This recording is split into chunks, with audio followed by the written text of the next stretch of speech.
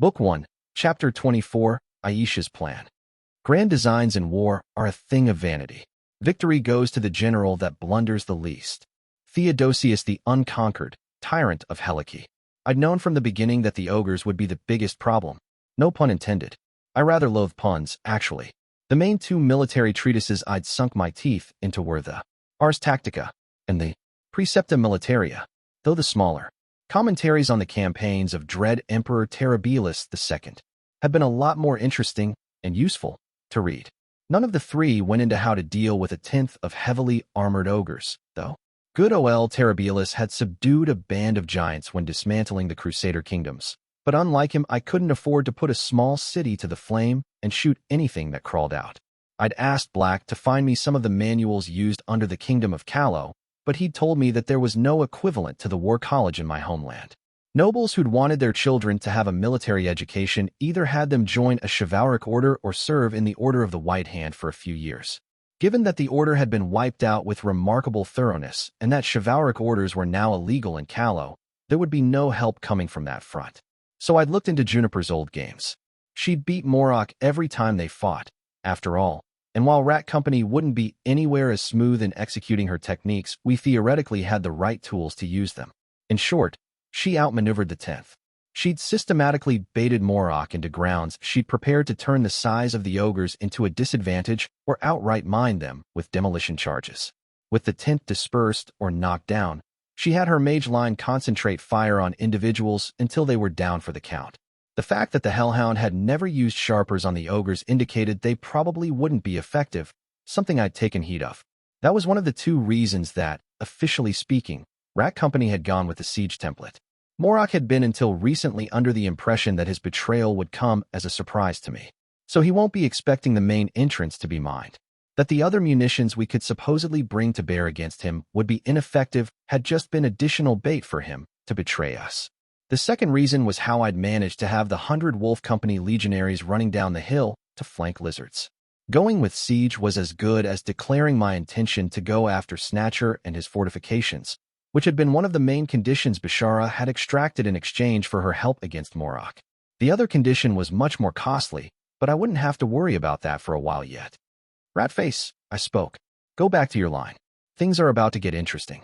The Tagreb lieutenant nodded and picked up his shield before leaving, rolling his shoulder to stretch it out. My eyes remained on the skirmish. I'd had Pickler bury demolition charges under the entrance Morok had his company charging through. Though I'd been worried he'd send more expendable troops in first after being burned by Juniper in a similar manner, as he was currently doing with a forward 10th of heavies, she'd told me it wouldn't be an issue. She'd fiddled with the triggers so that they wouldn't blow unless a large enough weight pressed down on them. Unless she'd made a mistake, the charges should ignore the first 10 heavies entirely. With a frown, I watched the 10 heavily armored legionaries slow as they got to the entrance, sheath their swords, and reach for. I got to my feet. Killian, I yelled out. Fire now. I saw the red-headed lieutenant glance in my direction, my voice managing to carry over even from where I stood, but by the time she started incanting it was too late. Morok's heavies sent sharpers rolling over the mine grounds, the clay balls detonating a moment later and triggering our demolition charges. Fuck. 10 fireballs sailed right into the ensuing cloud of dust and rock in a mocking aftermath. It was impossible to tell if they'd hit anything. More importantly, the Ogre 10th had a free path right into my mages. Aside from my sappers, they by far my most vulnerable line. And if the healers get taken out, there's no one to get my wounded back on their feet. Captain, a voice came from behind me.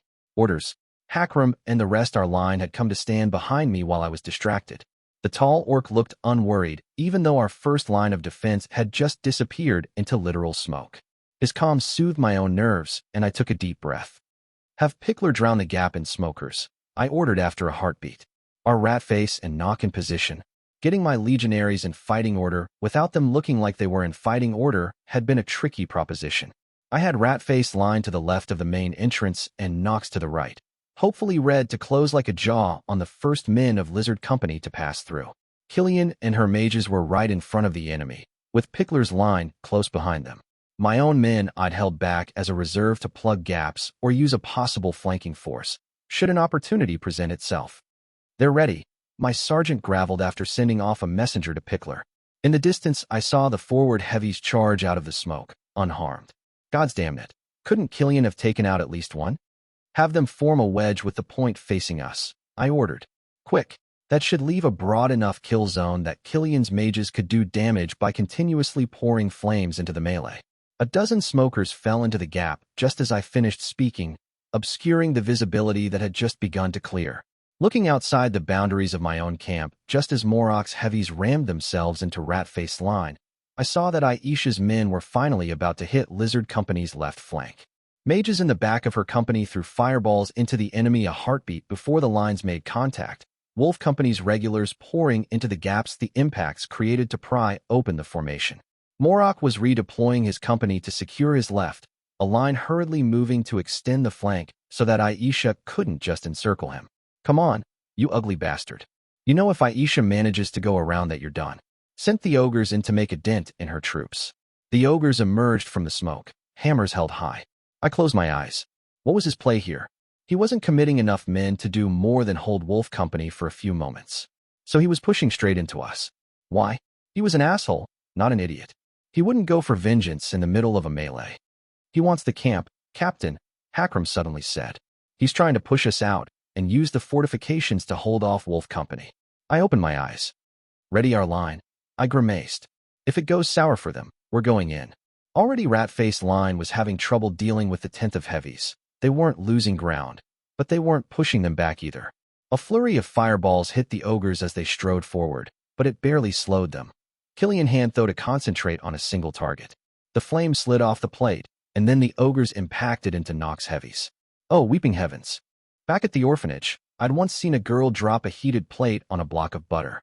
Seeing the ogres crumple the first rank of heavies with the initial swing was eerily reminiscent of that. Shields broke, legionaries fell, and the only reason they were stopped was because the second rank heavies got in close. I saw Nock take a swing straight in the shield arm, and though I couldn't actually hear the bones break from where I stood, my imagination provided a vivid approximate. The lieutenant fell to the ground, dropping his shield, but that was when things got weird. The large orc spasmed once, then twice, and I heard Hakram breathe in sharply. Sergeant, I began, what's dash? Nock let out a blood-curdling scream and rose to his feet. I'd once seen him take on 2 legionaries with his bare hands, but there'd been a degree of control to him back then, for all his roaring. There was no trace of that now. He jumped on the back of the ogre who'd struck him, abandoning his weapon, and started hammering into the legionary's helmet with his bare hands. The first strike saw the hands turn into a bloodied mess, and it got worse from there. What the actual fuck? I said in a faint tone. You ever wonder why Nock was never in the running for captain? Hakram said quietly. That's why. He's got the red rage. He's a berserker? I asked. My sergeant shook his head. Berserkers can, well, not control it, but direct it at least. He can't. He'll keep fighting everything until he drops, friend or foe. As if to drive the point home, Nock's armored boot impacted with the face of one of his own soldiers, sending him sprawling. His line was on the verge of collapse, and already more heavies were nearing the camp, aiming to reinforce the 10th, locking down my left flank. We performed a lot better against Juniper soldiers. I frowned. Ratface shouldn't be doing this badly. They're not underestimating us anymore, Captain, Hakram graveled. You took the fort with even numbers last game. People took notice. They're taking us seriously now. Balls, I said feelingly. Damage control time.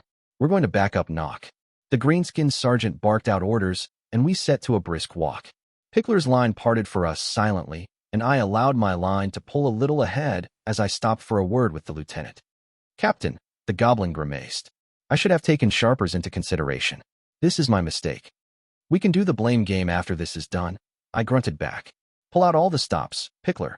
I want bright sticks and sharpers in the lot of them as soon as they fill the wedge. Wait for my signal. She nodded. I felt Robber sneaking behind me before I saw him, turning to fix the diminutive goblin with a steady look. He threw me a sharper, and I caught the clay ball with my free hand, raising an eyebrow. If you get one under the armor, they'll take one of the big guys out, he grinned. Go do your thing, Captain. I'm looking forward to the chaos. Of course he was. I was half tempted to throw the thing right at his head, but now was not the moment to be petulant. I put a spring to my step and caught up with my line just as they got to Nock's. I slipped my way through one of the gaps in the ranks right before my regulars filled it, heading straight for the nearest ogre. Was that lieutenant's stripes I saw on the shoulder? As usual, luck was enjoying pissing all over my day. All right, Catherine. This is just like sparring with Captain, if she was half a dozen feet taller and intent on really beating me up. The gargantuan mountain of steel moved in my direction, face impossible to see under the close-plate helm. The ogre struck with vicious speed, hammer coming for my shoulder in the blink of an eye. Calmly, carefully, I took a half-step back out of range. My opponent slowed the swing, getting closer, and that was when I pushed forward. All in the timing, the way Black had taught me. I slipped inside my enemy's guard and slapped the flat of my blade into the ogre's helm. It bounced off with a sharp ring. Well, that was useless. I danced around a kick that would have sent me sprawling, trying to get a hit in on the knee joint, but being forced to back away by an awkward swing of the hammer. Given the size of the thing, even a weak hit would have enough weight to it to mess me up. My fingers tightened against the sharper Robber had given me as I tried to circle around the ogre, dodging another hammer stroke by the skin of my teeth. The malevolent little sergeant hadn't given me anything to light it with, I suddenly realized. Not that I had a free hand to use, even if he had. Robber, you asshole. I snuck a look back at my line and saw they were somehow managing to hold back the enemy advance, swarming the ogres with numbers and taking hard losses as they did. Ahead of me, Killian's mages were holding off down enemy advance with a near-continuous stream of fireballs, but Moroc's heavies were forming into a shield wall, and when they managed, that would be the end of that. Regulars wouldn't be able to power through a sorcery barrage, but heavies certainly would. My inattention was rewarded by the ogre's hammer clipping my shoulder. It was a glancing hit at best, but it still spun me about like a leaf. I managed to stay on my feet, but a moment later I got kicked in the chest. I fell on my knees and absently wished I hadn't just eaten, because that jerky was doing its level best to resurface. Did I just feel the chainmail loosen? All right. I croaked out as I pushed myself back to my feet. That's enough. The ogre huffed out a metallic laugh.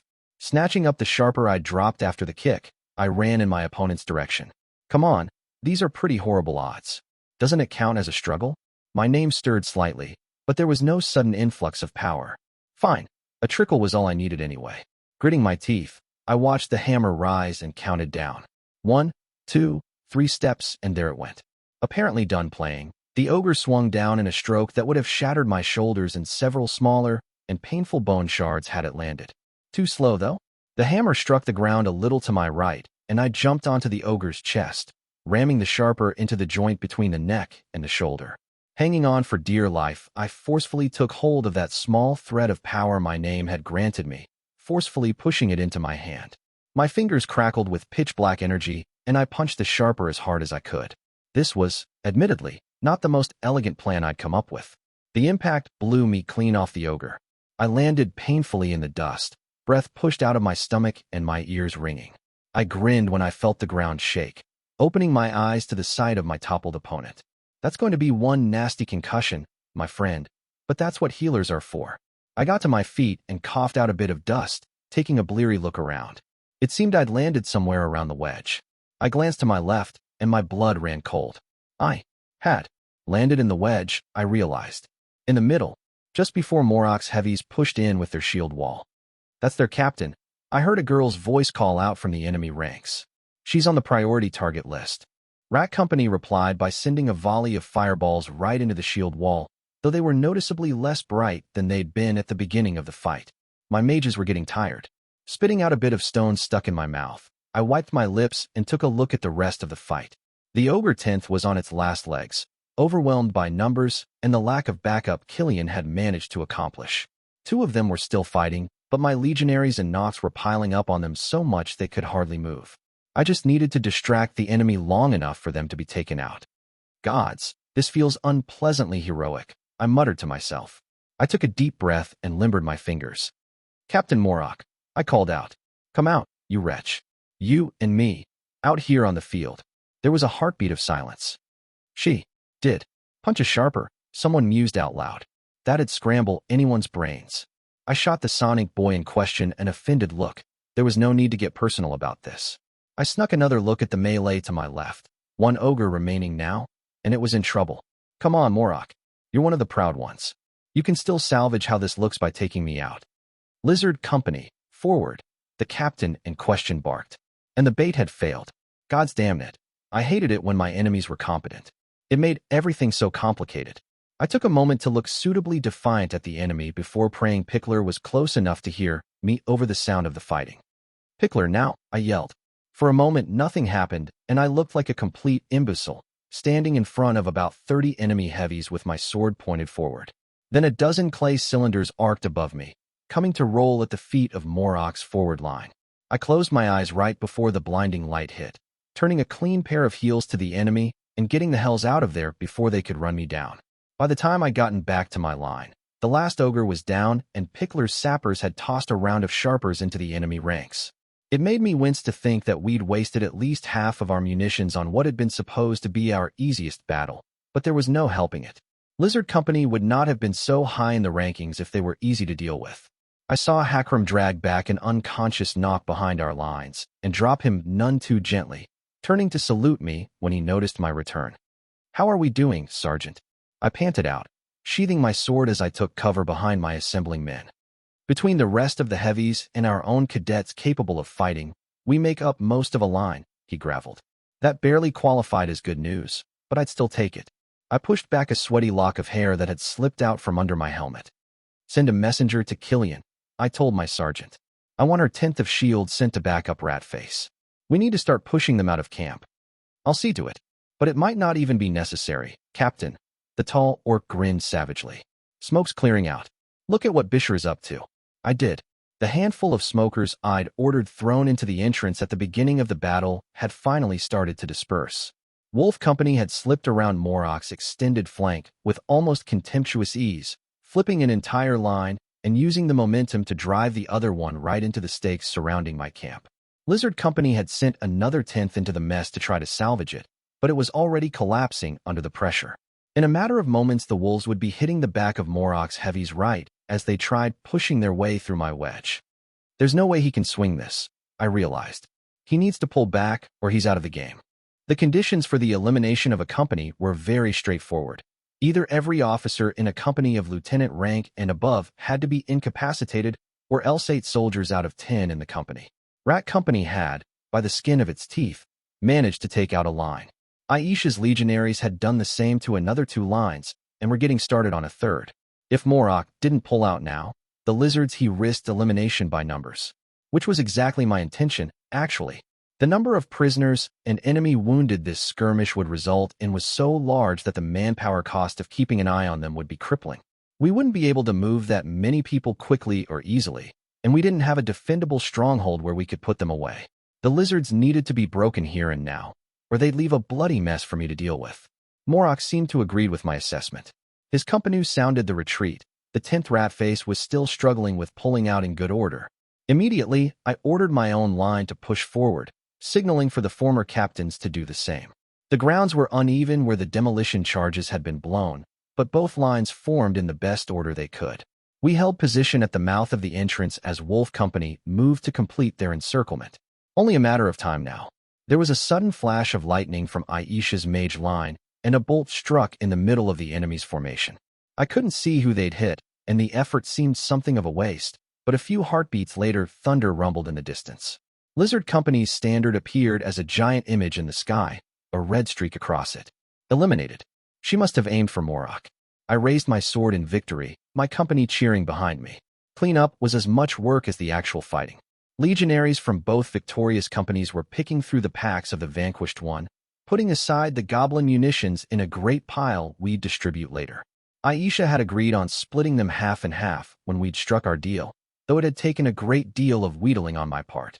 She'd given in the end, though, since if the both of us were to assault Snatcher's fortifications, then I could hardly be expected to send my cadets into the breach with depleted stores. Mages from all companies were already at work on the wounded, the rats and wolves because we'd need to get moving before too long, and the lizards because they needed to be able to march to their pickup point before being escorted back to a tear. The mood was festive on the winning side, legionaries trading good-natured jibes and boasts as I finished taking casualty reports from my lieutenants. The butcher's bill wasn't as bad as it could have been. Ratface had played it out conservatively and barely had a handful of wounded to his name. Nox's line had been the most brutally hit, and the orc lieutenant was still out of it. Sergeant Neeline was handling his duties until the healers managed to drag him back to consciousness. Overall, there were 27 wounded among my men, the majority of which would be back on their feet after a session with our healers. The 4 that were more severely hurt were still able to march, though they wouldn't be fighting again in the melee. That's fine. It could have been worse, and I can still use them for sentries. I dismissed my officers when I saw Aisha strolling down the main entrance with a handful of her own legionaries escorting her. Ratface cast a long look in her direction before saluting and returning to his line. I only barely refrained from sighing. Now was not the time for the lieutenant to start mooning over the captain of Wolf Company. Captain Callow. Aisha greeted me with a smile. Well fought. I clasped the forearm she offered me. You did most of the heavy lifting on this one, I acknowledged. All we did was hold the line. Your inspired trick with the smokers hurt him more than you think, the Tagreb captain assured me. It was clever of you to keep him from concentrating his force with the smoke, so the fireballs would be able to keep him away. I'd done what now? Ordering Pickler to throw the smokers in had been a knee-jerk reaction to Morok blowing the charges, not something I'd given a lot of thought to. I'd originally meant for Lizard Company to fill the wedge I'd made so that my sapper line's munitions would have the greatest possible effect, though in retrospective I could see how that would have ended badly. If Morok had managed to bring that many troops inside my camp, he would have broken through my lines for sure, and it would have been all downhill from there. I replied neutrally, doing my best to hide that my tactical ingenuity was news to me. How were casualties on your side? Light, the olive-skinned girl noted. We'll be ready to march in a quarter bell. I grimaced. I'll need at least twice that, I replied. My mages are running out of juice, and the ogres did a number on my heavies. They have a way of doing that, Aisha said sympathetically. Is that why I'm hearing chatter about you getting so angry you punched an ogre into unconsciousness? I closed my eyes and rubbed the bride of my nose, imploring the heavens for patience. That's not what happened, I told her.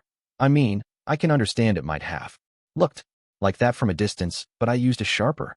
The other captain patted me on the shoulder, dark eyes glittering with amusement. It's all right, Callow, you don't need to pretend with me, she consoled me. There were already rumors about your grudge against them. Anyhow, what with you castrating one in single combat? I used to think the girls at my orphanage were the worst gossips in the world, I sighed, but then I came to the college. The dark-haired girl snorted, though after a moment her face turned serious again. I became worried when you were late in giving me the signal, she said. What happened? We had a bad starting position, I grunted. Middle of the plain to the south. Aisha raised an eyebrow. And you didn't manage to get here before sundown? I thought Ratface drilled your cadets better than that. Before sundown, I asked dubiously. The sun was already setting when we snapped out of the blood magic. The Tagreb girl blinked in surprise. That's strange. We were all awake around afternoon bell, she told me. Oh, fuck you, Eris. Seriously? Must have been a mistake with the casting. I grunted, unwilling to give a real explanation. The other captain looked unconvinced, but she didn't press the subject. Regardless, Aisha spoke. It gave me time to scout around thoroughly. First Company was on the plains on the other side of the forest yesterday, though where they are now is anyone's guess. Morok seems to have started in the canyon, which means Fox Company is east of US. In the Badlands, I grimaced. Burning hells. He'll have fortified wherever he ended up to a ridiculous extent. On one hand, my temporary ally noted, it means he won't have been able to have cut many trees from the forest, if any, but he might have eschewed that entirely and built in rock instead, which would be troublesome. We need to find him before he ends up making an actual castle. Then, I grunted. I'll tell my mages to hurry it up. That would be appreciated, Aisha nodded. I'll have one of my lieutenants handle the distribution of the munitions. There was only so much magic Killian's minions were able to squeeze out in a day, unfortunately, and their earlier pyrotechnics had used up the lion's share. Given how physically exhausting casting could be, I wouldn't even be able to set a fast pace when we marched. After last night's moonlit stroll and the morning's fighting, they would be physically incapable of moving that fast. I ended up remaining within the bounds of my original prediction of a half-bell, though it was a close thing. The entire Allied force took a turn towards the southeast for the first leg of our journey, Wolf Company being well aware of how easy it would be to charge out of the woods into someone's flanks after having done that exact thing. I put Ratface Line in the lead this time and left Hakram to take care of mine, keeping a newly awakened Knock Company instead. The large orc was sheepish about the entire Red Rage debacle and apologized at least twice before I dismissed the whole thing. Hakram told me it's why you were never in the running for captain, I told him. Can't have the man in charge fly into rage every time he's too badly injured, Knock grunted. Been lucky enough to have Neeleen with me since my first semester. He knows how to pick up the slack when I lose it. Ratface is too conservative when he commands, I noted, and I can see why it might be a liability to have you in charge. Killian and Pickler, though, why did they never step up? It would be a lie to say I hadn't been appalled by how abysmal Rat Company's score was. I had a hard time reconciling that with their performance in our first War games. Though after the battle we'd just gone through, I could see that one of the reasons my band of survivors had been so effective was that we'd been badly underestimated by the First Company. The fact that Rat-Faced line of 20 regulars hadn't managed to drive back a single tenth of heavies was a grim indicator of how my cadets would actually perform in a straight-up fight. Killian's got some kind of condition from her creature blood, Nock told me. Sometimes she draws too much magic and starts speaking in tongues. Creature blood? Something to ask my sergeant about. Anyhow, that was already half of my senior officers who could find themselves incapacitated if things got a little too hot. No wonder they fold every time the other companies turn up the pressure. Pickler, I prompted. The large orc looked uncomfortable, which would have been an amusing sight on his thick-skinned face if the subject wasn't so serious. She failed out of advanced tactics, he admitted. If it ain't related to engineering, she doesn't care for it. Of the problems with my officers, that was the least damaging. The goblin served effectively enough as the lieutenant for my sapper line. I just had to ensure she never ended up having to make decisions too broad in scope. I clapped Nock on the back, carefully avoiding his still tender arm, and moved back to the head of my column as I chewed over what I'd learned. Flawed officers, but nothing I couldn't work with. I just had to find the right way to use them. By the time sundown came, we'd gotten fairly deep into the Badlands. Wolf Company's scouts had found a day-old trail a few hours back that led straight to the forest, and then another fresher one, with much deeper tracks. Snatcher's men had brought back timber to wherever he was holed up. The scouts tried to follow the tracks back to his camp, but after a patch of bare rock, they simply disappeared. Of course, it wouldn't be that easy. Robert climbed his way up a rock spire and reported that the slope in the southeast went downhill. There was no sign of any camp down there, though of course it was possible Snatcher had hid away behind one of the many stone hills. After conferring with Aisha, we decided to head towards the northeast regardless. The grounds got more difficult to navigate in that direction, and that was best sort of territory for Fox Company to settle in. We made camp right before nightfall, neither of our companies putting in the effort to fortify the hollow we claimed as our spot. I wasn't sure what Aisha's reasons were, but I was simply reluctant to put my legionaries through more hard labor after the day they'd had. I needed them as fresh as possible for the assault on Snatcher's fortifications, the mages especially. Still, I drew the line at ordering half-watches. There were still 2 other companies marauding about, and while I doubted anyone would attack me while my alliance with Wolf Company was still active, I wasn't going to be taking any risks. Not with Juniper still out there. My night of sleep ended up being a short one, as Hakram woke me up while the moon was still out. Callow, he graveled. We have a problem. I cursed and reached for my sword belt, tossing away my blanket. Wolf Company? I asked immediately. Without my name, I probably wouldn't have been able to make out the way my sergeant grimaced. I don't know, he admitted. Doesn't seem like it, but... I finished putting on my boots and frowned at him. What happened, Hakram? 7 of our sentries have disappeared, he told me. The vast majority of my camp was still asleep, and casting an eye around, I couldn't see anything that qualified as unusual activity. Wolf Company wasn't assembling, so it didn't seem like they were planning to betray us. Not yet, anyway. Our munitions are still untouched. I asked. First thing I checked, the sergeant replied. Nothing wrong there. Pickler inspected them herself. So whoever was behind this wasn't planning an attack. Then why are they doing this? Normally taking out sentries would be a prelude to a night attack, but my opponent wasn't pressing their advantage. Juniper, I realized suddenly. Then why didn't she raid deeper into the camp? Hakram wondered. Because she's not after our munitions. I cursed. She's just trying to lower our numbers. The Hellhound knew I had a name, knew what kind of damage those could cause. So to mitigate that advantage, she was going to keep grinding down my forces as much as she could before giving battle. What did it matter if I could take a tenth of heavies on my own, if I had a single line to back me up against the entire First Company? Double the watch, I ordered tiredly. No one patrols alone, and send word to Captain Bashara that First Company has men in the area. My sleep was uneasy after the wake-up call, but there were no more abductions that night. There was no more time to worry. Anyhow, by noon bell the next day, we'd found Snatcher's camp. Book 1, Chapter 25, Snatcher's Plan. The patient knife always strikes true. Sonic saying. I let out a soft whistle. That doesn't look like a Legion design. Bin Hamar. Aisha cursed in a low voice. He must have had his cadets working through the night. I glanced at her curiously. My Tagerby was still a little iffy, though I recognized the word for donkey in there. Still, Snatcher's fortifications did warrant quite a bit of cussing.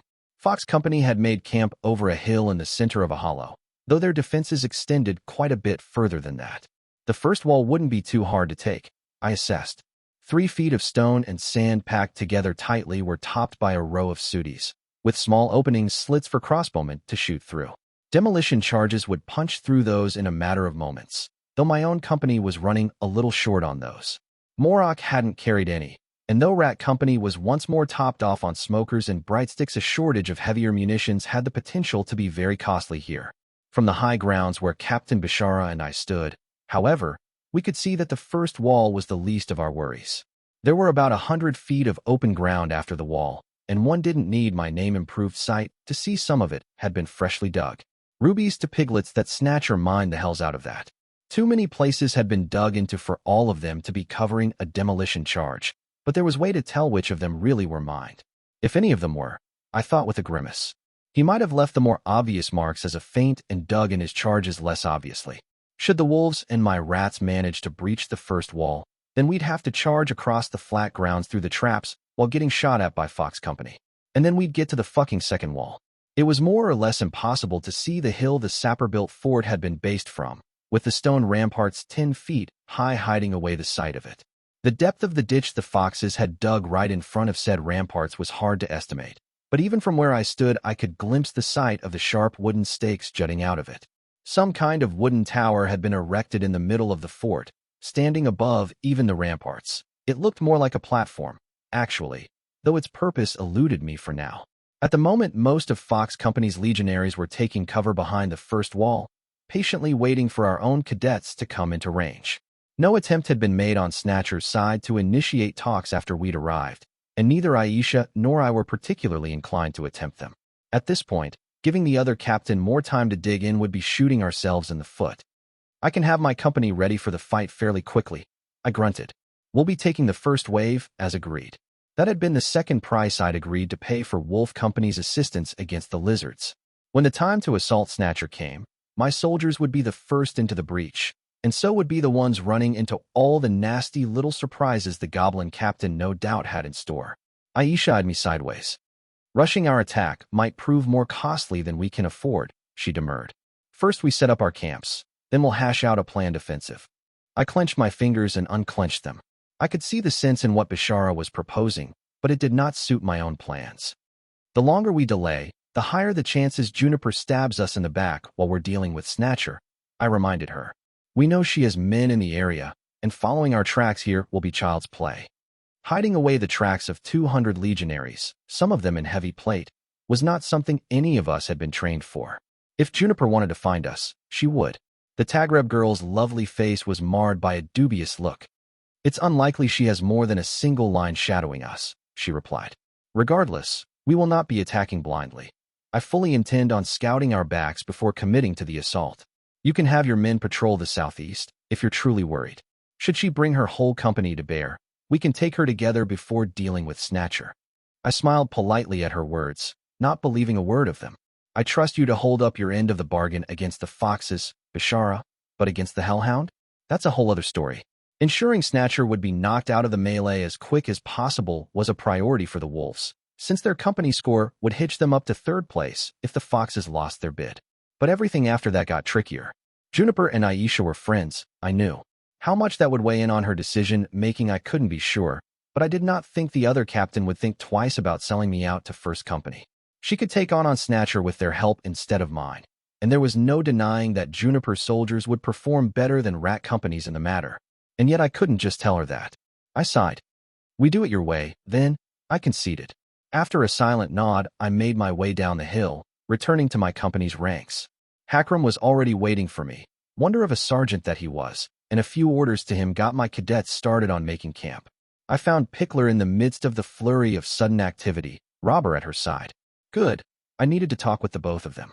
Lieutenant, Sergeant, I greeted them as they saluted. I have work for you. The yellow-eyed little bastard immediately started grinning, though his commanding officer remained more sedate. What do you need, Captain? Pickler asked. I want a 10th out on patrol, I grunted back. Start in our southeast quadrant, but swing around to the south of Snatcher's camp afterwards. Keep an eye out for First Company. And if Snatcher makes contact, Robber slyly inquired. I held his gaze steadily. Use your better judgment. To the sergeant's left, I saw Pickler wince. Dismissed, I spoke, ending the conversation. By the time Pickler's patrol came back, half a bell had passed. The bare bones of Rat Company's camp had been laid down, the regulation-spaced wall of sooty spikes rising out of the stony ground. To the west of us, Wolf Company had claimed a hill for its own, with Aisha's tent pitched at the top with the wolf skull standard close by. There was something of a commotion when Robber's tent came back, for they had a new addition to their ranks. An unusually large dead goat was being carried by a pair of sappers, neck bloodied where one of them had stabbed it. The corpse was dropped next to my bedroll. I'd elected not to bring a tent, preferring to travel light, as the sergeant strutted around like a victorious conqueror to the cheers of my cadets. Fresh meat for the next meal, Captain, Robber told me proudly. Hatcher stuck a knife in its neck before it even realized she was there. The female goblin he'd just provided me the name for shuffled on her feet, obviously uncomfortable with the attention. I rose from where I'd been sitting going over our only map and clapped the cadet's armored shoulder amicably. Well done, soldier. I praised her warmly and bit back a smile when her cheeks flushed darkly. Thank you, sir, she squeaked out, managing a salute before she basically ran away. I watched her scuttle into the rocks like she was fleeing the scene of a crime, eyebrows raised. Shy type is she? I asked the sergeant. You're beginning to have a bit of a reputation with the troops, Cap, Robber replied cheerfully. You know, what with all that charging into fireballs and punching out ogres. That was only the once. And you know the ogre thing is a filthy lie? I protested. That's my favorite kind of lie, the sergeant admitted shamelessly, which is probably why I've been spreading it every occasion I get. You're an insubordinate wretch, Robber, I told him. Title of my report card, 3 years running. The sergeant replied cheerfully, and it took an effort not to be openly amused. I don't suppose you've got anything to report aside from your adventures in aggressive goat herding? I prompted. Funny you would say that, he murmured. Half the reason we put the goat in front was so that no one would notice we had 11 sappers coming back. Snatcher sent a messenger. I thought he might. I grunted. You keeping an eye on him? I've got 2 cadets watching his back, the sergeant replied. Go get your lieutenant, I ordered, and spread the word I want a senior officer meeting immediately. You got it, he grinned, sauntering away as he whistled the first few notes of a strangely haunting tune. I'd heard it before, I thought, though I couldn't remember where. They say the 3rd step is the cruelest. Walk when the moon is at her clearest. Love ends with the kiss of the knife. Trust is the wager that takes your life. The words accompanying the tune came back easily enough. Not a song I'd ever heard at the Rat's Nest, I decided. Might have overheard it in the streets of Lore, or maybe someone had sung it to me when I'd been too young to remember. I mulled over the matter until all my lieutenants were assembled, though a real answer eluded me. Nock was the first to break the silence when everyone had arrived. We hashing out a plan to suggest to Bishara? He asked. Not exactly, I replied. It's time to let you all in on the 2nd step of my plan for the melee. Ratface was the first to catch on. Gods below, he cursed. We're betraying Wolf Company to the foxes, aren't we? Got it in one, I replied amusedly. Snatcher came to have a talk after I first met with Aisha. He had an interesting proposition for me. Is there anyone we aren't betraying? The Tagreb lieutenant quipped dryly. I paused, mulling it over, and watched his face turn pale. Define betray, I equivocated. This is not a question that should require this much thought to answer. He burst out. Killian cleared her throat. Amusing as this is, I'd prefer a little more information. How will this be going down? Ideally, we'd split our forces in 2 for the assault, each half on one of the flanks of Wolf Company, I explained. When the signal is given, Snatcher will make a sortie into their center, and we'll fall on them from both sides. And we're sure Snatcher will hold up his part of the deal? Pickler questioned. He wants Aisha out of the melee very, very badly, I grunted. He knows she won't stop until one of them is done. It should be enough to keep him honest for now. Nock graveled in approval. Speaking of Snatcher, I continued, we have a messenger from the man. I motioned for the Fox Company sapper to come closer, dismissing his 2 escorts with a nod. Your name, cadet? Nock growled. Latcher, sir, the goblin replied serenely. Even in the heart of another company's camp, the Fox legionary seemed unruffled. I'd noticed more than once that his eyes never stopped moving, always seeking out additional details he could report to his own captain about the state of my company. A reminder that after Aisha was down for the count, we'd be enemies again. The part of his armor where the fox head stamp revealing where his allegiances lay had been cleverly scratched out, though if anyone from Wolf Company recognized his face, that would be a moot point. I'd need to keep him carefully out of sight, and with his helmet on at all times. "And what message does Captain Snatcher send you with, Latcher?" I prompted. "Our company will be ready to hit Captain Bishara's center the moment yours sounds the horn twice," he replied. I hummed thoughtfully, drumming my fingers against my knee. "I'm not seeing a door in the first wall, Cadet," I pointed out. "How will Fox Company be joining the battle?" The goblin bobbed his head. "Some parts of the palisade are removable," he informed us. "That said, most of our company will be staying at a distance to contribute through crossbows. Only our 2 lines of regulars will be charging into the fight." I'd expected about as much. Sending in goblin sappers into a sword fight would result in catastrophic losses for him and little change in the engagement's outcome. "It will do," I grunted. "I expect we'll be beginning our assault by afternoon bell, so you won't have time to sneak back into your camp. You'll be staying with Pickler's line until then. Don't draw attention to yourself." "By your will, Captain," Latcher agreed softly. Talking Aisha into my formation had been surprisingly easy, considering it was far from the optimal way to attack the wall. My guess was that as a new captain she'd been expecting me to blunder for some time, and that she'd decided Rat Company taking losses here would make us easier to mop up afterwards. I kept Nock and his heavies in my half, in case there was another Red Rage episode, and put Ratface in charge of the other one. Pickler went with him, and Killian's line was split in 2, with her shields bolstering Ratface's line, while I took the mages and the lieutenant in question. I could glimpse Snatcher's men behind the palisade, much more heavily concentrated than they had been this morning. I watched Ratface position his men just out of crossbow range, and prepare his line as Hakram did the same with Owen with my forces. We'd be ready soon. The wolves stood in the flat grounds of the hollow, ranks perfectly ordered and ready to move. Aisha had put her mages and sappers in the middle of a tightly packed square, though given how quickly her company could move that meant very little. Taking the signal horn from my pack, I took a deep breath and prepared to sound the beginning of the battle. "Sorry, Aisha, but this was my best option." The deep sound thundered across the Badlands. I had not been the one to blow it.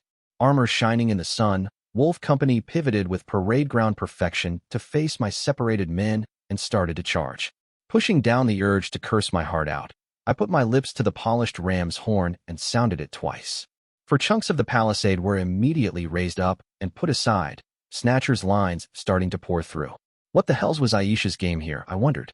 Had she been aware I was about to betray her? No. If she had, she would have left more than a line facing the direction Fox Company was currently forming ranks in. It didn't make sense for her to force a fight with me before we'd assaulted Snatcher's fortifications. She'd probably beat me, but she'd still take losses and... Oh, fuck my life. I spoke out loud. I turned to look at the northwest, the part of our back Wolf Company's patrols had been supposed to be covering. A black standard with the silver-crossed swords of the War College rose over the crest of the hills, First Company's forward lines briskly marching in our direction. Well, that explains why she wanted to wait a bell until the assault. She was giving Juniper time to catch up. The thought was oddly calm, considering I was panicking at the moment. What should I do? Take a gamble and hope we could rout Aisha before Juniper arrived? No.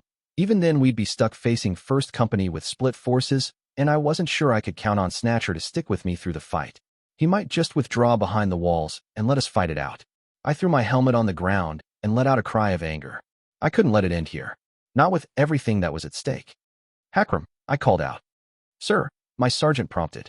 He'd been about to rejoin our line to prepare it for the fight with Aisha's men, who were less than 100 feet from us now. I spat on the ground. "We withdraw," I told him, the words feeling like ash in my mouth. "Follow Snatcher's wall to the east. There's bound to be another way in there." The goblin captain wouldn't refuse me in trance, not when he had 2 other companies knocking at his gates. He needed the numbers. The real problem was that there was no way to get a message to Ratface to tell him to do the same on the other side. The tall orc saluted without a word, returning to our men to see my bidding done. Gingerly, I picked up my helmet, watching as the half of my forces under the command of Rat Company's former captain prepared to meet the charge of the wolves.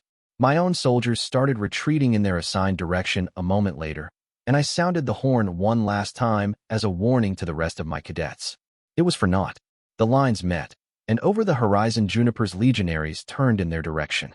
I would have stayed to watch longer, but Wolf Company was getting close, and there was a limit to how any people I could take on even with my name.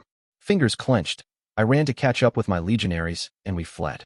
Fox Company opened another chunk of the palisade to let us through long before Wolf Company was in a position to do anything about it, the captain himself coming to meet me almost immediately. Snatcher was tall, for a goblin. The top of his head went up to my chin. His skin was of a paler green than I was accustomed to, smooth and almost entirely without the usual wrinkles. Yellow eyes like robbers looked back at me, although his left one had a way of facing away from where he was looking. It made it hard to meet him eye to eye. "Captain Callow," he rasped out in an ever-surprisingly deep voice for a goblin. "Captain Snatcher," I replied tiredly, clasping the offered arm. "Bit of a mess today," he sympathized. "Didn't think Bishara had it in her." "Neither did I admitted. A lesson to remember. Do you know what happened to the rest of my men?" "They broke and ran when they saw Juniper coming to sweep them," he replied. "We opened a gate for them on the western side when they fled in that direction. Most of your sappers made it through, as well as a few of rat-faced cadets. 23 overall. With my own survivors, that brought me down to 71 legionaries. Not as bad of a disaster as it could have been, but still a crippling defeat." I grimaced. Black had been right. Damn his pre-sci-hide. One step of my plan had failed, and now the whole thing was useless. I'd have to start planning from scratch again, and my position was horribly weak. "Do they show any sign of wanting to assault?" I asked. Snatcher shook his head. "First Company is taking over your camp. I doubt they'll try anything until tomorrow morning." I frowned. Why the wait? They still have at least a bell until sundown.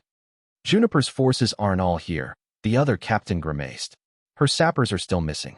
Building ladders and a ram, if I had to guess. They'll still be at a disadvantage going on the offense, even with those," I noted. "Between your crossbows and my heavies we'll be able to hold them off even if they attack several spots at the same time." "I have a few thoughts about this. As it happens," the goblin smiled. "Walk with me, Callow."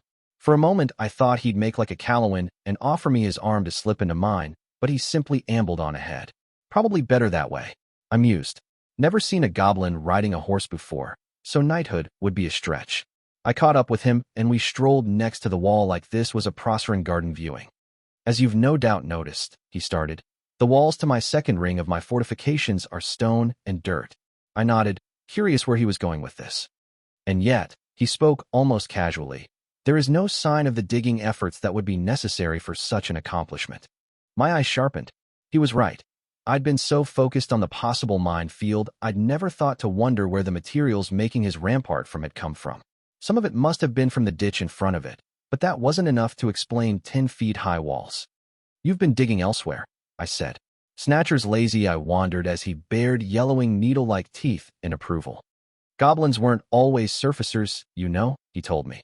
"We once lived underground, before the dwarves drove us out and into the gray areas." I clenched my fingers and unclenched them, letting my other hand rest on the pommel of my sword. "Tunnels," I realized. "You've been digging tunnels. And they lead right to the two most likely campsites for a besieging force," he chuckled. "So tell me, Captain Callow, how would you like to even your score with Bishara?" My answering smile was a savage thing. "I think you and I will get along very well, Captain Snatcher." Book 1, Chapter 26, Juniper's Plan. Never back the Presci in a corner, son. That's when the devil summoning starts, and it's all downhill from there. King Jahan of Callow, addressing the future King Pater the Unheeding. Snatcher had suggested we wait until sundown for the sneak attack, and I wasn't inclined to disagree. I had a lot of work before me as it happened. I needed to get a real head count of my remaining cadets, go through our stocks to see what we had left munitions-wise, and brief my remaining officers on the new plan. We were in no danger of being eliminated through officer attrition, given that my only missing lieutenant was, once again, Ratface, but I'd already figured out that numbers were the way Juniper was aiming to take me out. Wise of her, considering I'd take quite a few legionaries to put me down if she cornered me badly enough. My name was still being a temperamental bitch about coughing out power, but I had a feeling that if the opposition got too overwhelming it would trigger my struggle aspect again. Though how much help that would be against a group is still up in the air. Though he remained tight-lipped on more general role lore, I'd managed to get some tips on using my own from Black. He'd told me that aspects always needed specific conditions to be tapped into, and usually had at least one flat limitation.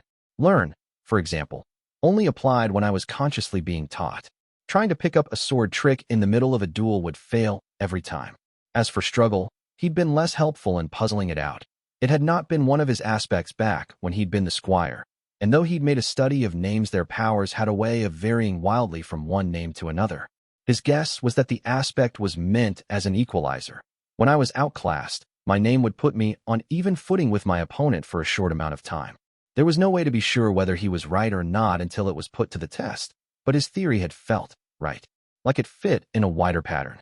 Names were supposed to respond with who you were, and I'd known from the moment I'd accepted the Calamity's offer that most of my battles would be uphill ones.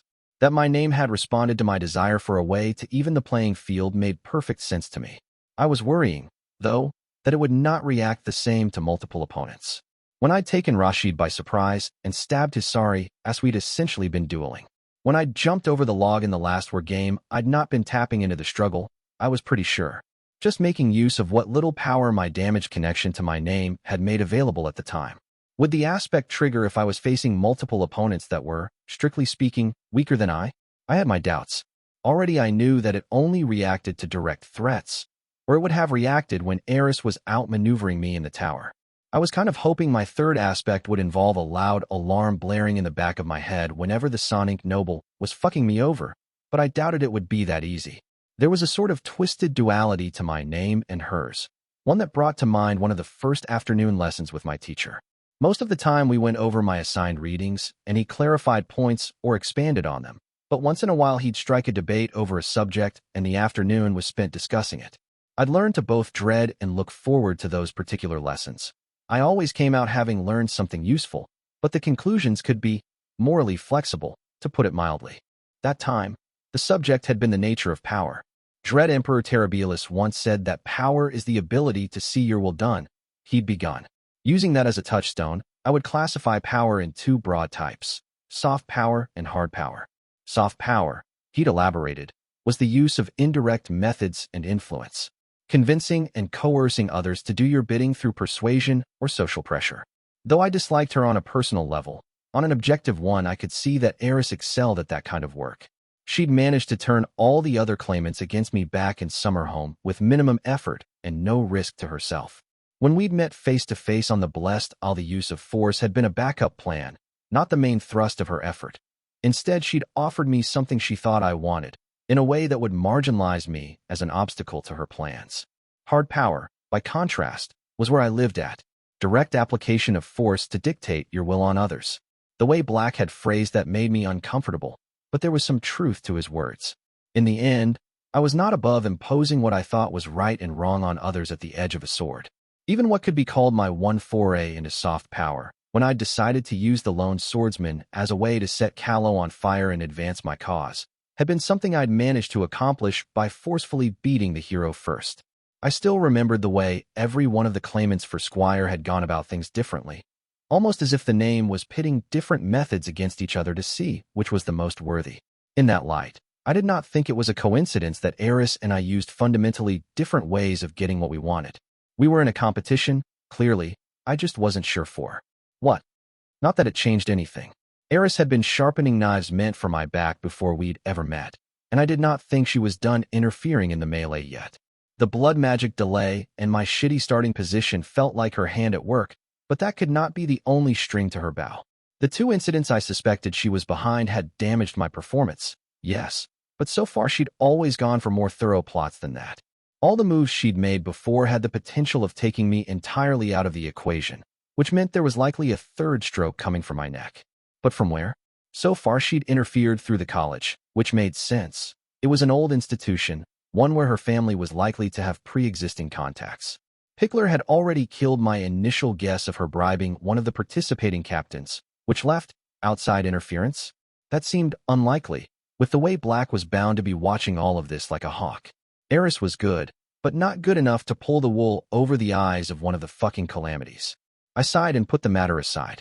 It was an unfortunate fact that I had a lot more difficulty predicting Eris than she apparently did predicting me. One who prefers soft power is weak to direct confrontation. I remembered Black murmuring over a cup of wine. But one who uses only hard power is easy to entrap. As in all things, balance is paramount. It didn't matter. I decided as I clenched my fingers tightly.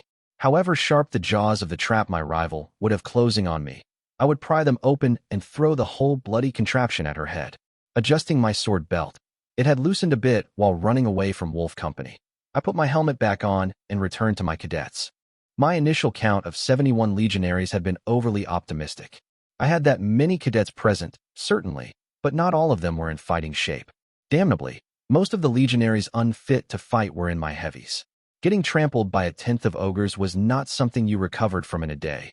And though Killian's mages were fairly talented, they were nowhere close to the kind of ability you'd need to truly heal broken bones. They could put them back into place and patch them up, but any hard impact would break them right back and make them that much harder to heal the second time. Flesh could only soak in so much magic before it became saturated, the red-headed lieutenant explained to me. Trying to push in sorcery past that point would lead to bad things. All in all, I had about 55 soldiers in fighting shape, most of my own line, the mage half of Killian's, and miraculously all of Pickler's sappers. The goblin lieutenant did have a talent for ducking out of the way before trouble reached her, one probably helped along by the way her sergeant snuck around and compulsively eavesdropped on everything. We don't have the numbers to overwhelm Wolf Company anymore, I told my remaining officers. Not even a surprise attack will change that. We're going for the officers, then, Hakram graveled. Finding them will be the real problem, I grunted back. Even if we manage to penetrate the camp quietly, which isn't a given, we'll only have so much time before the alarm is sounded. Pickler gently cleared her throat. There shouldn't be a problem, Captain. Aisha's sapper line is lacking, so they largely stick to the book. Their camp layout is Legion standard. I frowned. I'm not seeing the significance of that, I admitted. Nock snorted out a laugh. It means their officer tents are in designated spots for quick assembly. He grinned savagely. If we move quick enough, we could have all their senior officers out before the pack wakes. Well now, I'd been due some good news, and this seemed to qualify. I'll need 4 other people to sneak in with me, I decided. 1 per target officer. Any of you have recommendations? Sergeant Robber. Pickler immediately offered, not noticing the disgruntled look taking hold of Nock's face. He's good at quiet work, and you won't find anyone better at taking out sleeping soldiers. Her tone seemed to imply that the last part of that sentence had been a compliment. Goblins. The tribes had very definite ideas about the way wars should be fought, and most of them would have the knights of old Callow sputtering in mortal outrage. Thankfully, I'd never been afflicted by that whole chivalrous ethics mess. The fields of Stredges had made it very clear which way worked better when it counted, and in the end that was all that mattered. That's 2, I noted. Anyone else? I'll give you Neeline, Nock grunted. My line's not going to be seeing action anyway, so he shouldn't be needed. I nodded. Hakram, I prompted. I'd go myself, my sergeant graveled. But someone needs to attend our line. Take Nomusa, not too tall, for a Sonic, and she packs a punch. I turned my eyes to Killian and found her frowning. I'll come, she finally said. You might need a mage, and I can be quiet if I need to. I hesitated before accepting that. 2 sergeants, a lieutenant, and the company's captain were quite a few assets to risk on a strike that might very well fail. On the other hand, if we don't succeed, we're pretty much fucked anyways. All or nothing, huh? Should I be worried how often that ends up being my play? Nock, you'll be in command in my absence, I ordered, tacitly accepting Killian's offer. The orc in question cleared his throat. Where do you want Rat Company deployed, then? He asked. Not to get too obvious, but the moment the wolves are out, Snatcher no longer needs us. And there lay the thorniest of the thorns in my goddamned side. Fox Company needed us to bolster their ranks on the walls only so long as there were 2 companies besieging them. If there were only Juniper and I left, I couldn't be sure Snatcher wouldn't decide to take his chances with the Hellhound and backstab Rat Company. As things stood, with most of my troops already behind the first wall, I was pretty sure I could take his fort from him. But there'd be casualties, and then I'd be stuck in the same position he'd let me in to avoid, alone on the hill with Aisha and Juniper out for my blood. Not a feasible option, especially considering there were tunnels connecting to both their camps. The plan Snatcher had proposed was that I would strike at the wolves under the cover of night while he made his move against First Company. On the surface that seemed to be on the level, but he'd left himself a door. He'd have the option of pulling out after Aisha was done and leave me to deal with a pissed-off Juniper, shutting the tunnels down behind me. Something to avoid as much as possible. My options were either to leave my survivors inside with him and have them ready for a fight in case he betrayed me, or to have Rat Company bail out the moment I headed into Aisha's camp. I was leaning more towards the second. Even if this whole thing went south, I'd still have enough troops left to find another angle to victory. And if I managed to drop Aisha while leaving the foxes mostly intact behind their pretty little walls, I'm not sure it's me Juniper will be pointing her blade at. That the Hellhound got to work cracking open Fox Company's defenses while I found a better position for the final confrontation was the best outcome I could hope for. Not that there was any chance of me getting there.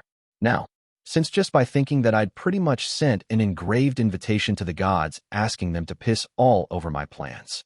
Still, it was worth a try. Wait 15 hails after my team moves out, and then take the company north, I told him after chewing over my options a little longer. Avoid fighting. The large lieutenant shot me a bewildered look. What the hell's our hails? He growled. Killian snorted.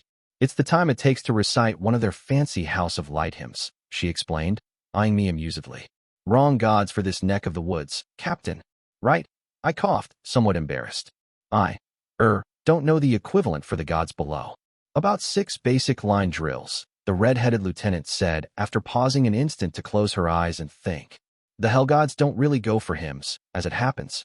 Probably safer to stick with Legion exercises. Clearly I'd need to actually learn those at some point. My lessons had been rather sparse in that regard, as it happened. After teaching me the bare essentials of fighting as a legionary, Captain and Black had focused on other kinds of swordsmanship. I'd never actually seen my teacher use a scutum outside of those first few mornings. Black usually favored a smaller kite, shield with his short sword, and taught me with the same. Duly noted, I grunted. That should be it for the moment.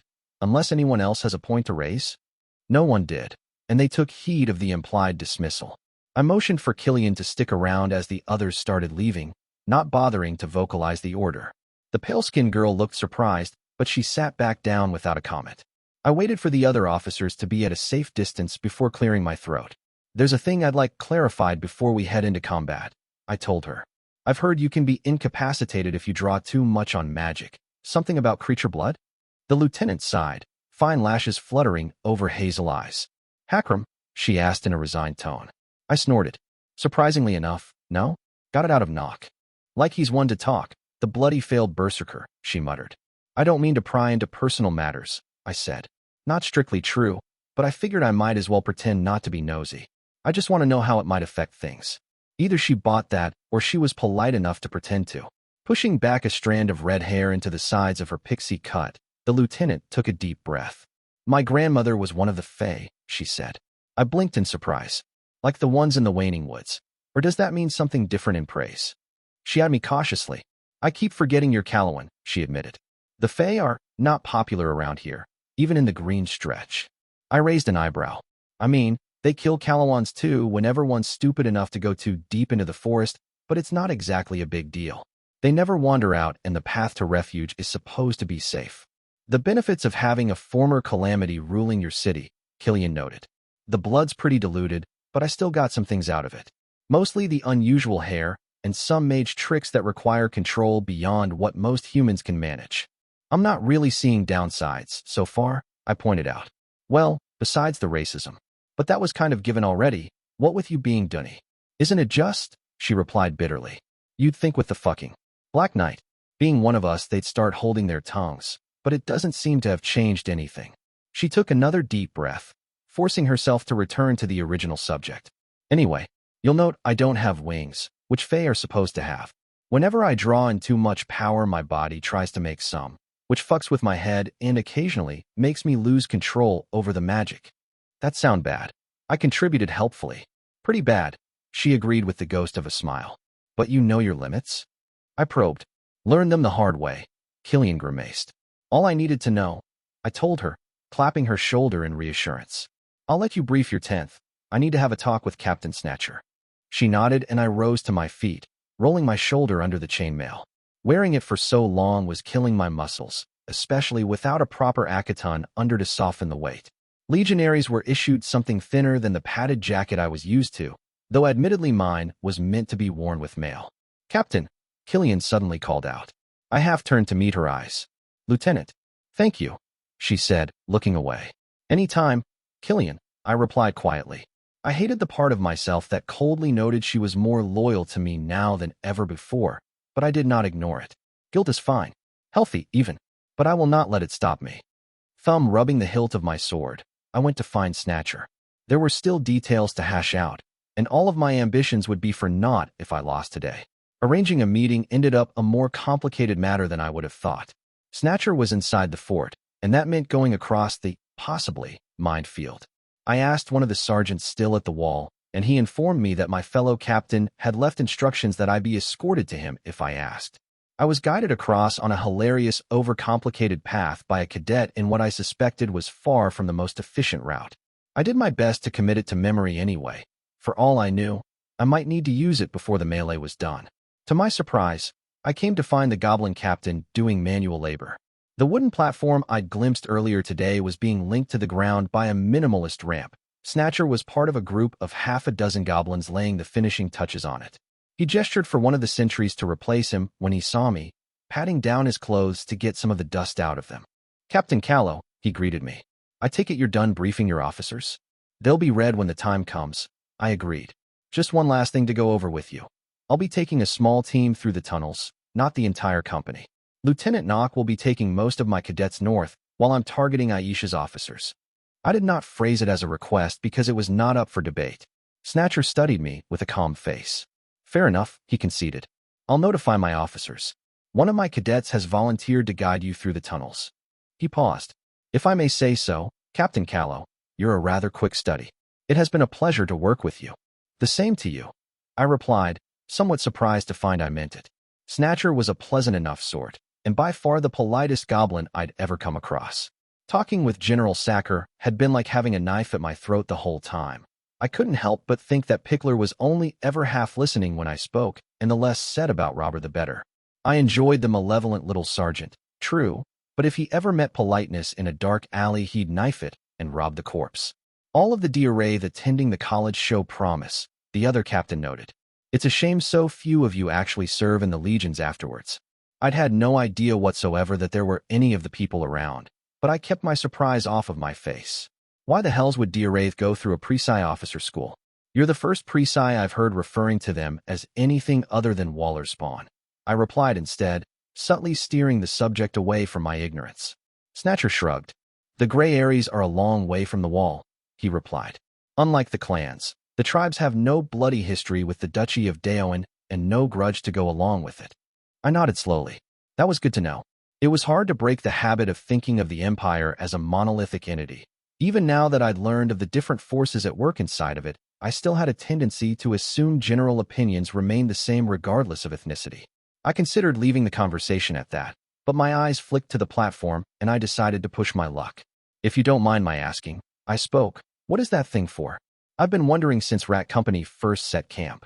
Snatcher smiled a tad nastily, though the nastiness did not feel like it was directed at me. "My little surprise for Juniper," he replied. "Did you pay attention to the stocks?" I nodded, though I don't recall anything shedding light on this. "It's a common mistake to only keep track of the munitions," the goblin said. "It leads people to miss things like my requesting a large bowstring, nails, and iron plate." "A large bowstring? What would he use that for?" I frowned. Fox Company was, at its core, a sapper company. The function of the sappers in the broader legion was the use of goblin munitions, the building of fortifications, and I thought siege weaponry was forbidden, I said. "Bringing one is forbidden," Snatcher corrected me. "The regulations say nothing about building one." Another detail fell into place. "So that's why my scouts found tracks coming from the woods. You were bringing back materials to work with." "It was a gamble," Snatcher admitted. "There was no way of telling whether or not our battlefield would have lumber on it. And I must admit the ballista we've cobbled together is rather crude." "Hey, ballista. Weeping heavens, and to think I'd believed his company would be the easiest to deal with. And since the better part of his company was goblins, starting bombardment during nighttime would make no difference to him." He interpreted my silence as worry, and to be honest, he wasn't entirely wrong. I really hoped Juniper was the one who ended up having to take this fort, because I didn't think my own men could pull it off. "No cause for alarm," he assured me. "We'll only begin firing after either you've taken out Wolf Company or conspicuously failed in doing so." "Very kind of you," I faintly replied. "Thanks all the hells I hadn't stuck to my original deal with Aisha. It would have been a bloody rout." I already knew all of my team except for Nomusa.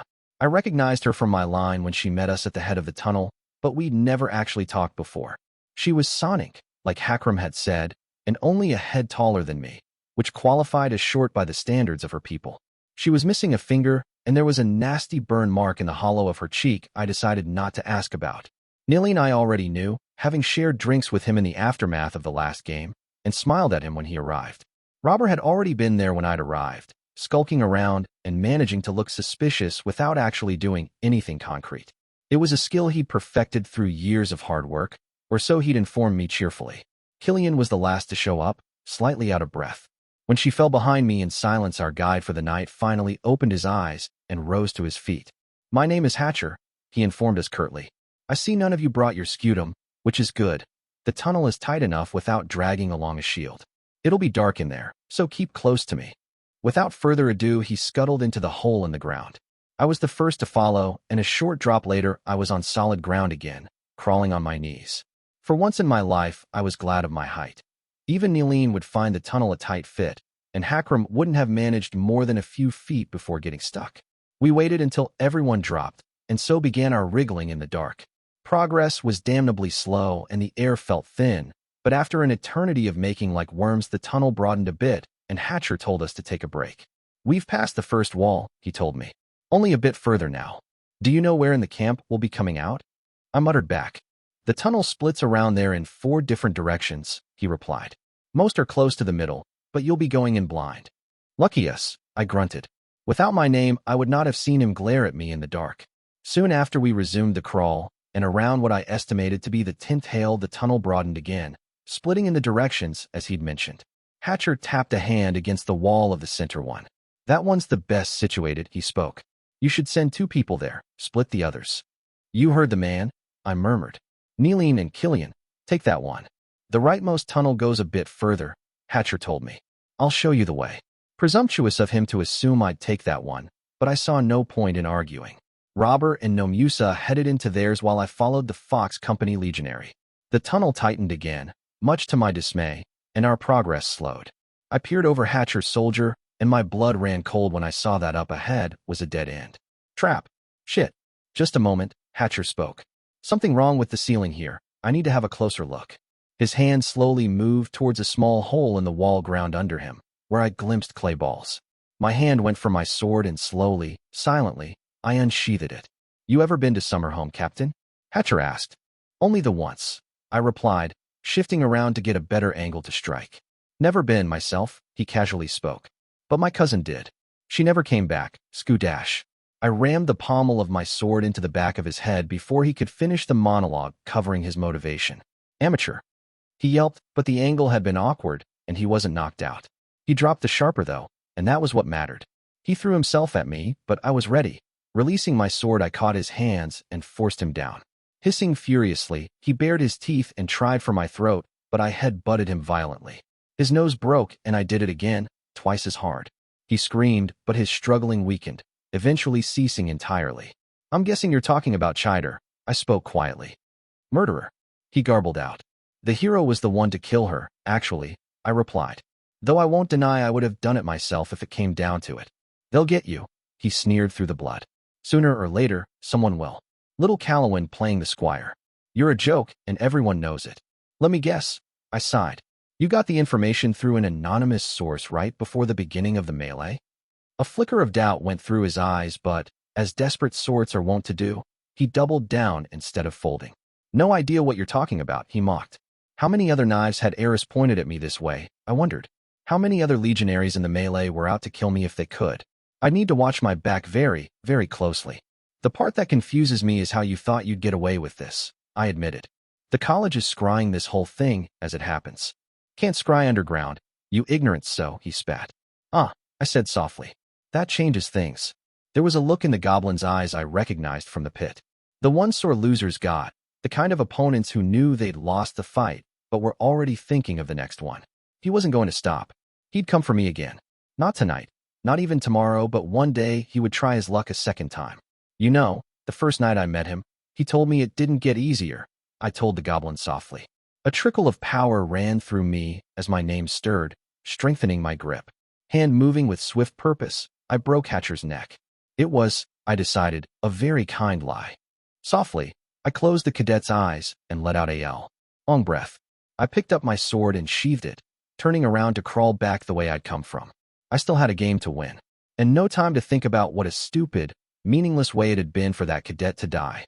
I surfaced after having taken the tunnel I'd sent Neeleen and Killian through, the one closest to the center of the camp. Wolf Company seemed to be largely asleep, and there shouldn't be any sentries this deep inside the camp, but I still moved carefully. I passed by 2 rows of tents nestled close to each other, pausing when I saw a torchlight lighting up the space ahead. I peered around the corner of a tent and grimaced when I saw that there was still light in what looked like Aisha's tent. Worse, there was a pair of legionaries standing next to the entry flaps. Orcs, and not small ones either. Would it be worth it to circle around and try my way by the back? The longer I waited, the higher the chance of getting caught, of course, but it might be wiser to take a chance than go for the noisy front assault. I was late already, thanks to Hatcher's failed assassination plot, but I shouldn't be a problem as long as... I tensed, waiting for the alarm to ring. Silence. Huh, I mused. This might actually go as planned. A horn sounded a heartbeat later, and I decided that if I ever came face to face with a god, I was going to stab it somewhere painful. Casually, I started walking in the direction of Bishara's tent, not quite hurrying, but definitely not slowly. The guards had snapped to full attention the moment the horn sounded, and... fuck, had one of my legionaries failed? This wouldn't work if we didn't get all of the senior officers. I saw the closest orc glance at me, and then to something in the distance. That's right, nothing to see here, just one of your legionaries assembling. But the gaze snapped back. Intruder, she yelled, but I was already running. To the captain. She barely had the time to bring her shield up before I bodily slammed into it, knocking her back. The other guard tried to strike my neck, but I angled my head, and it bounced off my helmet. The hit still hurt, but I gritted my teeth and stumbled through the flaps to the tent. Aisha was inside, tightening her sword belt without having even bothered to put on a shirt. Callow, she squawked. What the dash? The flat of my blade, swung two-handed, struck her on the temple before she could reach for her sword. A moment later, someone struck me in the back, and I was thrown to the ground, rolling to get to my feet as a very angry orc tried to bash my head in with their shield. I ducked behind Aisha's cot, sneaking a look at Wolf Company's captain, while a pair of furious orcs turned the wooden frame to kindling. She was out like a light, most likely concussed. This has been great, I told the legionaries, backing away to the edge of the tent, but this is getting a little serious for me. I'm not sure I'm ready for that kind of commitment. I'm going to take this out of your hide. Rat. The male orc spoke in a surprisingly mellow voice. And that was my cue to make a daring escape. I kicked the tent pole I'd managed to position myself next to. It did not fall. Dug into the ground. Huh. I spoke into the incredulous silence. Bummer. Well, what was going to follow was not going to be pleasant. I could already hear reinforcements closing in. Actually, I could hear them screaming. In dismay? I don't suppose one of you could check the sky? I asked. I think dash. Thunder rumbled. Sheathing my sword, I raised my hands up in surrender and carefully walked back out of the tent. One of the orcs shouldered me as I went by, but I was a magnanimous winner and so allowed it to pass without comment. The night sky was streaked with the beautiful image of Wolf Company's standard, a red streak across it. The sweet taste of victory was a little harder to enjoy with a crowd of hostile legionaries gathering around me, but after a moment Neeleen pushed his way through them and to me with a wide grin on his face. Captain, he said, sounding almost disbelieving. We did it. I mean, I thought maybe we could pull it off, but we actually pulled it off. His babbling was actually somewhat endearing. I clapped his shoulder with a smile of my own. We should have one hell of a spectacle starting soon, Sergeant, I told him. Captain Snatcher's minions made a ballista, and by now they should be ready to bombard First Company. So that's what the platform was for, he mused. I'd been wondering. Killian came around a corner, and I waved her over, ignoring the multitude of glares coming in my direction. She put a spring to her step and joined us, Wolf Company parting for her as they started dispersing. Lieutenant Killian, I grinned. Come on, we need to find a good vantage point. She raised an eyebrow. Why would we dash? Thunder rumbled. What? I looked up, and next to the red-slashed wolf a fox glared back down on me. Ignoring my legionaries, I headed for the peak of the hill Wolf Company had built their camp on. First Company's camp looked untouched, the few fires surrounded by tents in it slowly dying down. What had happened? Snatcher hadn't so much as thrown a stone. Wait, where are the sentries? Not a single legionary was patrolling the perimeter. There should have been someone, if only because of the ruckus my team had made hitting the wolves. Slowly I felt my stomach sinking, and I turned my eyes to Fox Company's walls. In the distance, Over the fort's ramparts, a standard bearing crossed silver, swords flapped lazily in the night breeze. Well, I said, that's going to be a problem. Book 1, Chapter 27, Callow's Plan. What Foundling does isn't thinking outside the box so much as stealing the box and hitting her opponents with it until they stop moving. Extract from A Commentary on the Uncivil Wars, by Juniper of the Red Moon Clan. I crouched down and peered into the dark. I couldn't see where it linked up with the tunnels dug by Snatcher's sappers, but there was no doubt that it did. There'd been no assault on the walls, and I hadn't heard any munitions being used. Most likely First Company had taken the foxes while they were spread out and preparing an assault of their own, decapitating the leadership before they could muster up a real fight. Hurried work, Pickler noted from where she was crouching next to me, but still stable. Juniper makes up for limited sapper assets by quality. First Company's camp, the one my own legionaries had built, had been empty. Tents and bedrolls were still in place, and often with rocks and debris slipped in, so from a distance it would look like they were full, but there was not a living soul among the rocks. I sent Robert to link up with the rest of Rat Company as soon as I saw Juniper's banner on the walls, and went to follow the tracks coming out of the back of the camp. They led to the entrance of a tunnel hidden behind a nearby hill, freshly dug, which solves the mystery of where First Company's sappers had been holing up. I sighed and forced myself back up.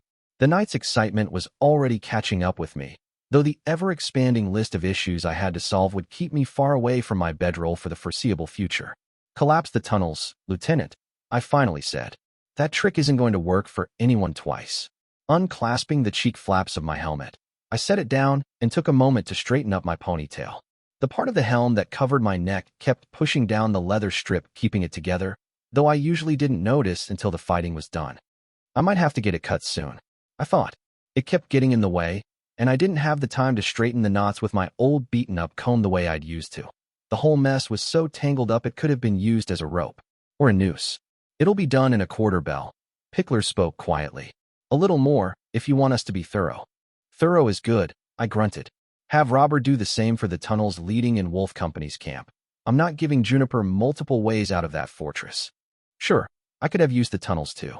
But now that the element of surprise was gone, she would just drop a handful of smokers in them whenever she caught sight of us, and let us choke our lungs out in the dark before sweeping up whoever was still standing. Well, crawling. The point still stood. I didn't think she'd risk an assault herself, considering we could do the same to her, but I wasn't going to be taking chances with the Hellhound. Snatcher evidently had, and how had that ended up for him?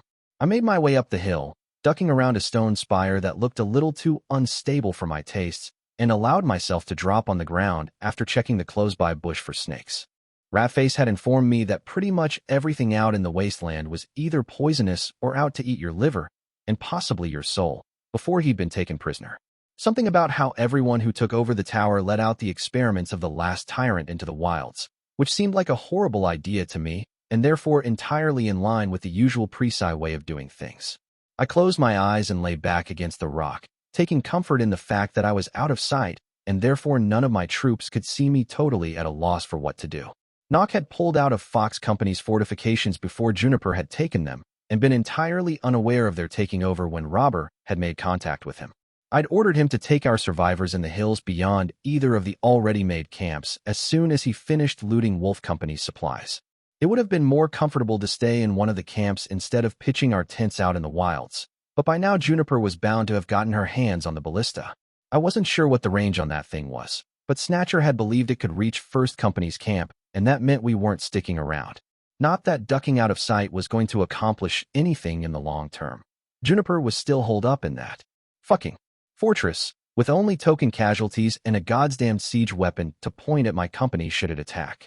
There was no sign of the prisoners taken during our little betrayal reach around from earlier, though I'd found the tents where they'd been kept, so I was still down in the 50s when it came to my effective fighting force, which nearly half of is sappers, and those are worthless in a melee. What did I have that Juniper did not? She had more men, a better position, and considering she must have ransacked Snatcher's stocks like I had Aisha's, we should be about even on munitions. I'd have more demolition charges, considering Wolf Company had taken a siege inventory, but my cadets would have to get close to use those. And I'll eat my helmet if she didn't grab all the crossbows she could from Fox Company's men.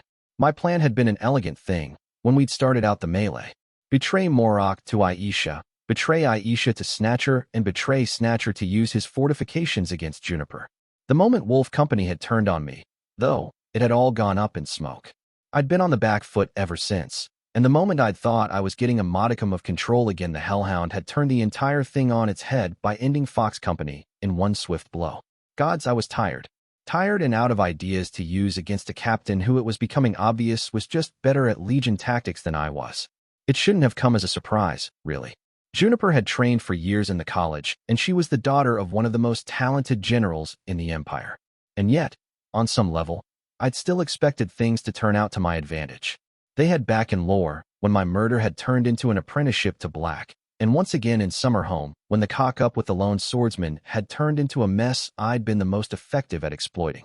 Chaos was something I was good at dealing with. Rolling with the punches was a skill I perfected through my years in the pit, and it served me well when things spun out of control. The hard truth was that, right now, my bag of tricks was empty. None of the things I'd learned on my own were of any use. And what had Black taught me since I'd become the squire? A lot of history, some generalities, and the basics of swordsmanship. My name was a recalcitrant little brat, and even if it had been cooperating, I barely even knew how to use it. I closed my eyes and forced myself to think about nothing, letting the cool night breeze lick at my face. This was the most restful thing I could manage short of actually napping, and I was too wired for that right now.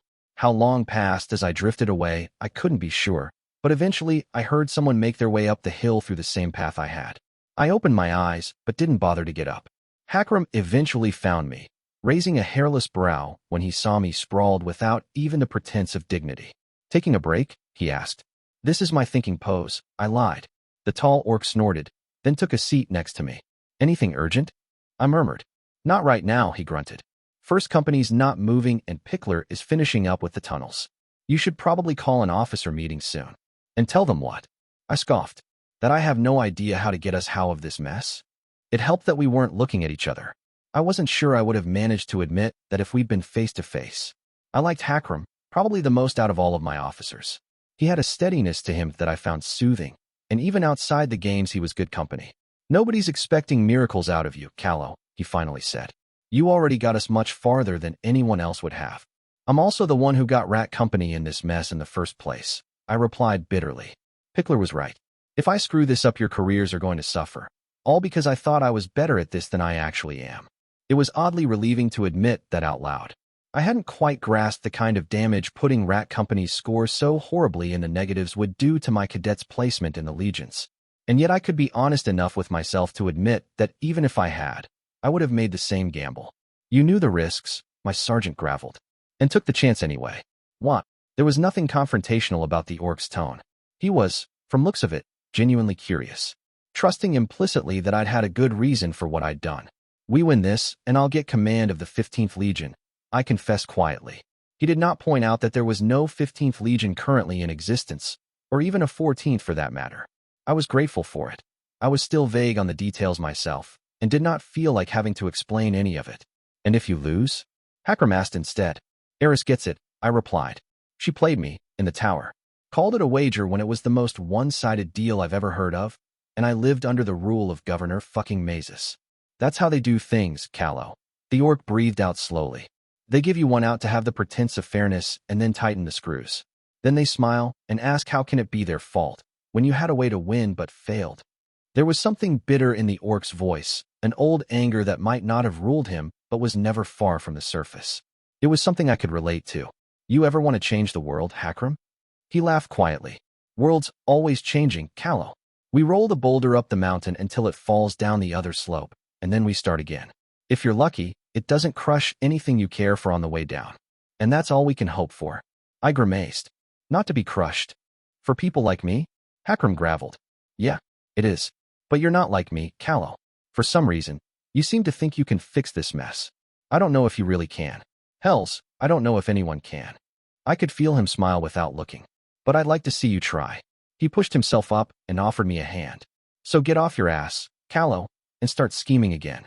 We're not down for the count yet, and I'll be damned if we don't go out making a bloody mess of it."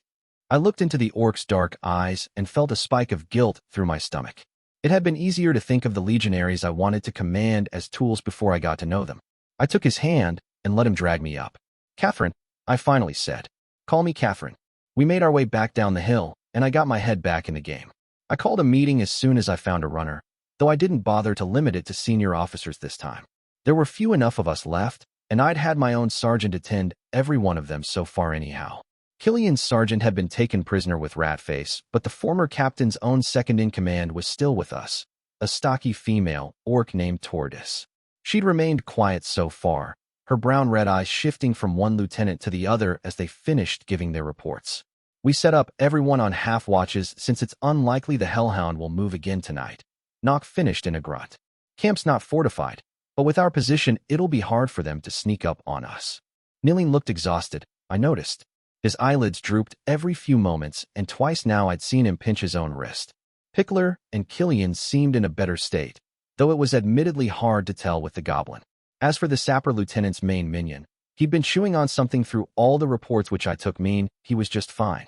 We won't be doing anything until the sun is up either, I told them. Rest up your cadets as much as possible. We've got a rough patch ahead of us. That said, Robber, what the weeping heavens are you eating? The small goblin noisily swallowed. Goat, he replied. The one we hunted. First Company roasted it, and left some scraps when they moved out. I raised an eyebrow but passed no further comment. Rations wouldn't be a problem for us. We'd taken both Morocks and Aishas, so we should have enough for at least another 4 days. More, actually, considering we weren't at full strength. I'd given thought to trying to starve Juniper out of the fortifications, given that there was no time limit in this melee, but we'd come to a head long before that. Hunting for more game would be unnecessary, though fresh meat might improve morale if I had the time. Huh, fresh meat. You're a brilliant little bastard, Robber, I told him. One of the fundamental truths of creation, he agreed without missing a beat. I ignored his gloating. We'll be sending hunting parties out with dawn, I told my officers. As many as we can. Pickler eyed me like I'd grown a second head. May I ask why, Captain? She said hesitantly. I clenched my fingers and unclenched them. I'm going to fell some trees to make some carts. By noon bell the next day, I had laid out in front of me 3 goats, a pretty mangled antelope, and what looked like a rabbit with horns. Wait, did it also have fangs? Why would... No, it didn't matter. Trying to figure out why a dread emperor had created a breed of carnivorous rabbits would gain me nothing except a splitting headache. The creature would be useless for my purposes anyway, though I suppose that was my own fault for not being more specific. I don't know where this is going, Robber announced cheerfully, but the fact that step 1 involves slaughtering the local wildlife has filled me with great expectations. Sir, in an entirely predictable turn of events, my praise had gone to Robber's head with swift efficiency. The better part of my sapper line was standing in the sun looking at the line of corpses with politely confused expressions. I'd seen Pickler open her mouth and then close it without saying a word several times from the corner of my eye. One of the goats first, I muttered to myself. I knelt next to the closest corpse and closed my eyes, reaching for my name. It felt far away still, but not as much as it once had. The last few weeks had begun to repair the bridge I'd damaged, one morally dubious decision at a time. This was different in nature to tapping into one of my aspects, where I let the power flow through me and harnessed it for my own purposes. I was submerging myself into my role, reaching for those cool depths I'd touched only twice before. For a moment nothing happened, but then I felt it. That great weight pushing against me, the coldness unnatural to creation that somehow managed not to feel. Wrong. I smiled and felt a sharp prick against the palm of my hand, like I'd been jabbed by a needle. The coldness spread to the goat's corpse. I got back on my feet, and, after a heartbeat, so did the goat. I tugged at a string, and its head turned to look at me. Another exertion of will, and it stepped forward, then back. Necromancy. Pickler spoke after a blink of surprise. I did not know you were a mage. I'm not, I admitted. This is named shenanigans. I'm not entirely clear on how it works. The goblin lieutenant was openly dubious, but managed to rally valiantly. So we now have a goat. This is progress. You're going to carve it up, I told her, and put munitions in it. There was a moment of silence until Robber's convulsive laughter filled it. Oh gods, he gasped. Juniper's got a fortress, and our answer is suicide goats. I'm not sure if that's technically accurate. I frowned. I mean, they're already dead. Another burst of laughter. Undead suicide goats. He corrected himself breathlessly. Very sorry, Captain. For the record, I don't care whether we lose this one anymore. This is already a victory in every way that matters. Engaging him any further would just be seen as encouragement, I decided. I turned to Pickler, who looked like she wasn't sure whether to be appalled or impressed. I had a feeling it was not the last time in my career a subordinate was going to be looking at me this way. I want the first one to have enough munitions stuffed in that it can blow cleanly through the palisade, I told the lieutenant. Pickler cleared her throat. Punching our way through the first wall will be pointless if the entire first company is arrayed behind it, she pointed out. We'll still be outnumbered and outclassed. We're not going to be fighting them, Lieutenant, I grunted. The only thing we have going for us right now is a ridiculous amount of munitions and the ability to make expendable carriers for them. I intend to abuse that as much as possible. She nodded, uncertain but unwilling to argue. We'll still need to get a mage in range to detonate the goats, she reminded me. It took a visible effort to speak the last word of that sentence. I'll escort Killian onto the field, I replied. I need line of sight myself for fine. Robert stopped goddamn touching it. I could feel the goblin's fingers poking experimentally at the corpse's skin, which added that layer of additional creepiness to an already eerie feeling. The sergeant grinned unrepentantly in my direction. Permission to name the goats, sir? He asked. Denied. I replied without so much as a speck of hesitation. Both Moroc's Revenge and I are very disappointed in your decision, Captain, he told me, patting the goat's head comfortingly. Moroc's Revenge, I repeated, already regretting the quizzical intonation before I'd even finished saying the words.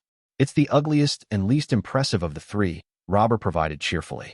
I really needed to have a closer look at Legion regulations. It was an evil institution. There was bound to be a loophole that allowed you to strangle irritating minions in the bylaws. Well, he's not wrong, another of the goblins muttered. Oh, we can have another one referring to Bishara. A third contributed excitedly. Something like Aisha D&T have done that. The meeting quickly devolved into my sappers throwing around progressively more absurd names for our secret weapons. Pickler, I spoke flatly, turning to the embarrassed-looking lieutenant who was watching the madness spread through her cadets. I expect you to find a truly vicious punishment for the one that made the pawn. Without a single look back, I walked away, massaging the bridge of my nose and ignoring the indignant cry of, we're not naming it Ratface X. He's not even here to hear about it, for the sake of my sanity. Sappers. Mad, every last one of them. Keeping my 10th in a ramshackle testudo formation meant we could only move slowly, but it was necessary nonetheless. I didn't want any of the soldiers on the wall to see our trump card until it was too close for them to do anything about it. Incoming, Killian hissed, a streak of fear in her voice.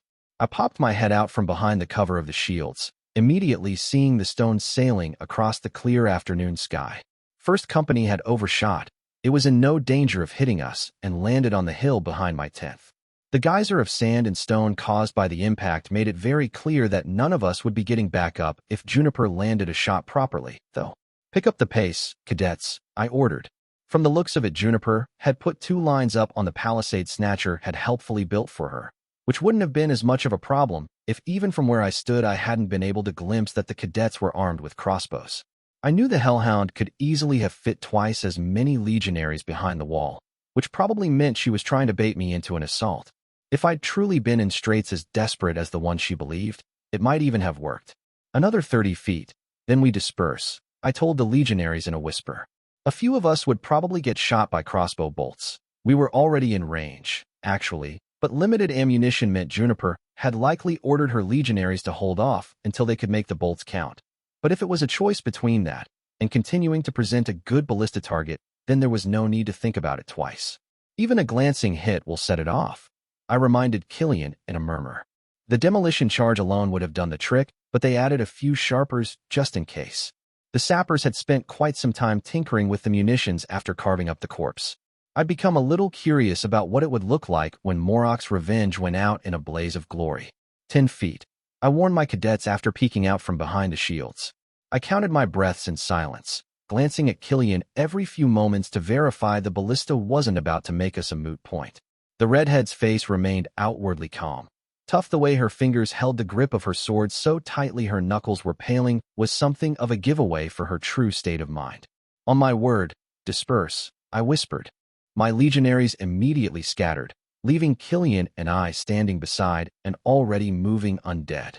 The mage lost no time in chanting her incantation as I willed the goat to move more quickly, crossing the last dozen feet, separating it from the palisade in moments.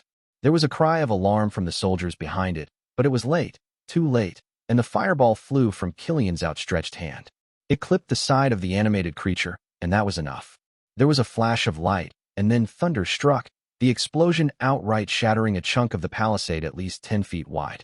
The red-headed lieutenant and I started legging it without missing a beat, though a part of me wanted to stop and gape. Neither of us stopped before we were well in cover behind another hill. I dropped down, catching my breath and making a quick head count. None of my cadets had been shot, it seemed. Lucky us. The explosion should not have been that large. I got out breathlessly. Or that intense. It's because of the name, I think, Killian panted. Munitions are alchemy. They can feed on other power sources. I closed my eyes. So, my trump card was more effective than previously anticipated. I could work with that. Send knock a runner, I told the lieutenant. We start Phase 2 immediately. Book 1, Chapter 28, Win Condition. Our doctrine is one of cost efficiency. Any officer who believes extermination of the enemy is a valid path to victory should immediately be demoted back to the ranks. Marshal Ranker. What makes you think she'll abandon the first wall? Killian's breath was steadier now that she'd had a few moments to catch it. Running in chainmail could really take it out of you. And if Captain hadn't made a habit of drilling me and played it might have been as hard on my lungs as the redheads. I cast her a sideways look. Having doubts, Lieutenant? I asked.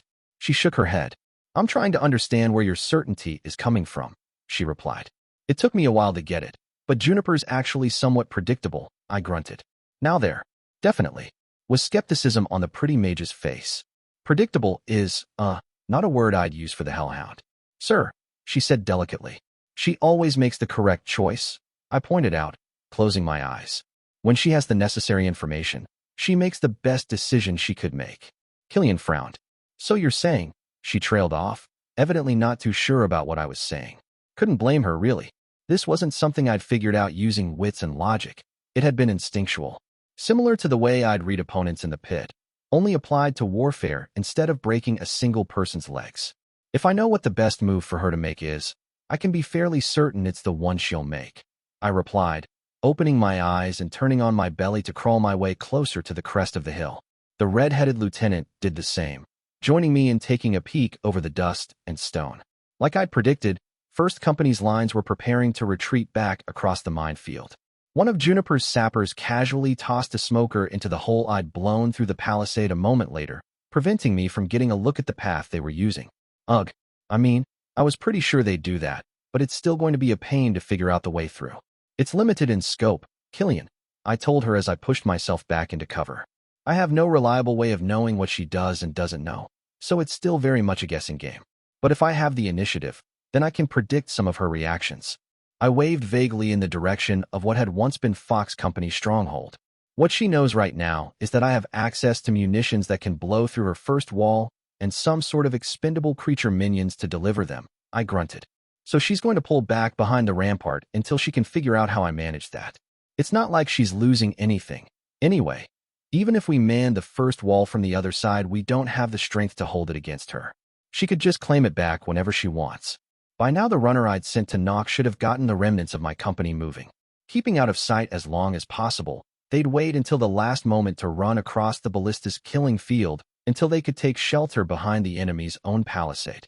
Pickler had assured me that the same platform Snatcher had built to ensure the siege engine would have a clear shot at the enemy camps meant that once we got close enough, Juniper wouldn't be able to adjust the angle low enough to aim at us. There was something mildly absurd about using the enemy's fortifications as cover against them, but the situation I was in was beyond the ability of orthodox tactics to salvage. Pretty much the only advantage on my side at this point was that by holing up in the fortress, Juniper had given up the initiative. It was, I believed, a conscious decision on her part. She could have assaulted us almost immediately after taking out Snatcher, but the Hellhound was aware of what kind of fuckery names could pull when you put their backs up against the wall. She was doing all she could to avoid outright cornering me while still stacking the odds on her side. If I decided to pull out and head into the wilds, then she would have simply followed in her own time. First Company functioned at its best when on the field, so it wasn't like she'd have been giving me much of an edge there. Regardless, after hitting the bottom of the barrel last night, I'd bounced back into the semblance of a plan. My largest mistake so far was that I'd been trying to beat Juniper as a captain when the fact was that she was just better at this than I was. She was a better tactician and her company was flatly superior to mine, which shouldn't have come as a surprise, considering Ratface had tried to make Rat Company a knockoff version of hers. If I played this game the way it was meant to be played, I'd lose every time. Like Black had told me in his usual semi-cryptic jackass advice session, I had to win despite the rules instead of according to them. The suicide goats were a first step towards that, as a method of attack that had no real precedent in the war games. The necromantic constructs weren't significant because of how effective they were, although it looked like they'd be pretty damned effective, but because by pulling out a new trick, I'd been able to seize the initiative. As long as I had Juniper reacting instead of acting, the heavens were on my side. Although I guess technically they're on neither of our sides. I muttered to myself. Probably should stop calling on them, period. Killian shot me a curious look, but passed no comment. I glanced at my 10th and was pleased to see they appeared to have recovered from the run. Whatever his flaws as a captain, Ratface had drilled his legionaries into very good shape. As soon as Nock gets out of cover, we'll be running across, I called out, making sure all of them acknowledged the reminder before turning my attention back to more pressing matters. Crawling my way back up the hill, I scanned the distance for the rest of my company. Couldn't see any sign of them, which I put down as another mark in Nock's favor. The large lieutenant was a highly competent officer when he wasn't in the throes of the Red Rage. Overly aggressive in his tactics, maybe, but for a frontline commander, that wasn't always a bad thing. Captain had mentioned General Istrid was also considered a little too bloodthirsty, and she was one of the most respected military commanders in the Empire. After the three marshals, she was one of the household names forged during the conquest. I waited in silence for Rat Company to appear, and my patience was eventually rewarded. Without so much as a word of warning, 60-odd legionaries started running downhill towards the palisade. That's our cue, ladies and gentlemen, I called out, pushing myself up. I picked up my shield and waited a few heartbeats before starting to sprint back across the grounds I'd covered only moments ago. There was no point in having my legionaries form up. If anything, it would be a liability. A 10th moving slowly and clustered together was prime ballista bait. Feeling my lungs burn as I forced my body to move, I jumped over a low-riding bush and only barely managed not to trip as my foot got snagged into a root. Whirling on myself, I steadied my footing at the last minute and continued to push through. My 10th wasn't far behind, and before I'd managed to catch my breath at the foot of the palisade, the majority of them were already at my side. We got everyone, I panted. Killian nodded, too out of breath to get any actual words out. Gods, I hated running in armor. I'd heard no impact in the distance, which meant First Company either hadn't been ready to shoot in time or that we'd offered them no target worth the effort.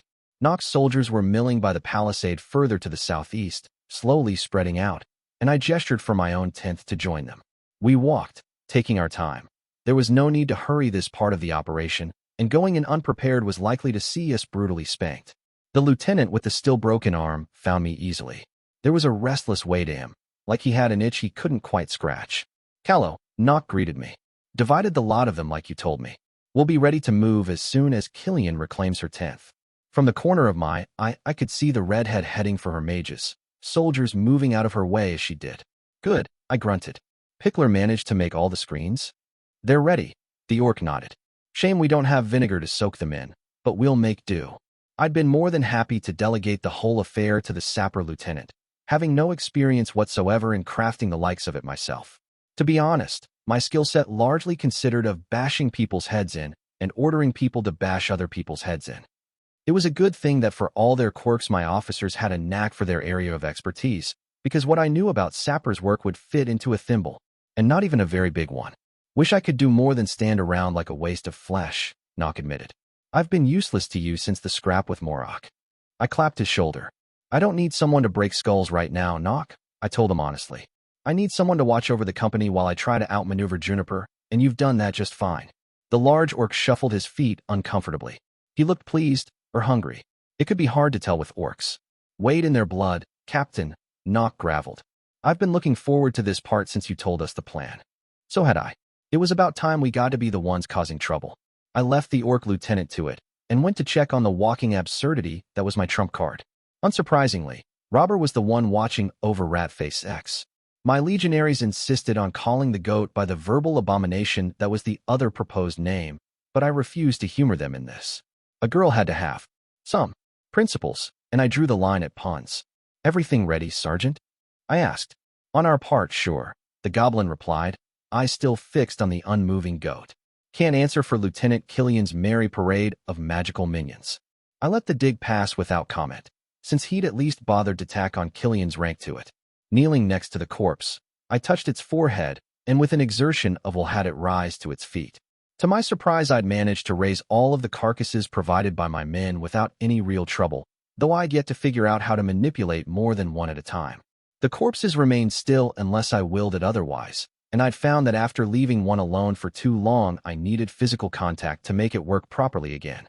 There would be no zombie army for me, it seemed, and weeping heavens, when had I reached a point in my life where I was using the words zombie army without a hint of irony? Tell Pickler to get the line in position, I told another sapper standing close by. We won't have much time between the first hit and the second. The female goblin saluted and scuttled off without a word as I returned my attention to the zombie. My main obstacle at the moment was the minefield. Assaulting the rampart was nothing more than a daydream as long as my company hadn't secured a way across it. That we weren't in the ballista's angle of fire anymore was one problem dealt with, but the fact remained that any people I sent through would be getting peppered with crossbow fire the whole time. I could more or less deal with that by putting my cadets in a testudo formation, but packing them that tightly as they made their way through a field line with demolition charges would lead to horrific casualties. My first step, then, was to be clearing a safe path for my company. Thankfully, I had expendable assets to send into the grinder. Ratface X dutifully followed me as I passed through the gap I'd had blown into the palisade, coming to stand at the edge of the killing field and gazing at the rampart. As expected, the top of it was bristling with enemy legionaries, all of them armed with Snatcher's crossbows. I couldn't see Juniper, but I had no doubt that she was standing somewhere she could see the whole battlefield. Behind me, my sapper line trickled through the hole, the front ranks carrying large screens of leather framed by repurposed sooties. All of the components had been cannibalized from Aisha's camp, the leather coming from her tents and the wood and nails taken from her first line of defense. In the absence of the second tenth of my mage line and their large shields, this ramshackle kind of cover would have to serve. Much to my displeasure, every single member of that tenth had been taken prisoner with Ratface. Killian's mages spread out among the sappers in groups of 3, the redhead in question coming to stand by my side in silence. I cracked my fingers and took a deep breath. Time to get the stone rolling. Before I could get so much as a word out, Robber broke formation and strolled to the edge of the field. Straightening his back, he stood as high as his 4 feet and a half of height allowed him, and slowly unsheathed his sword. Face solemn, he brandished the blade at first company.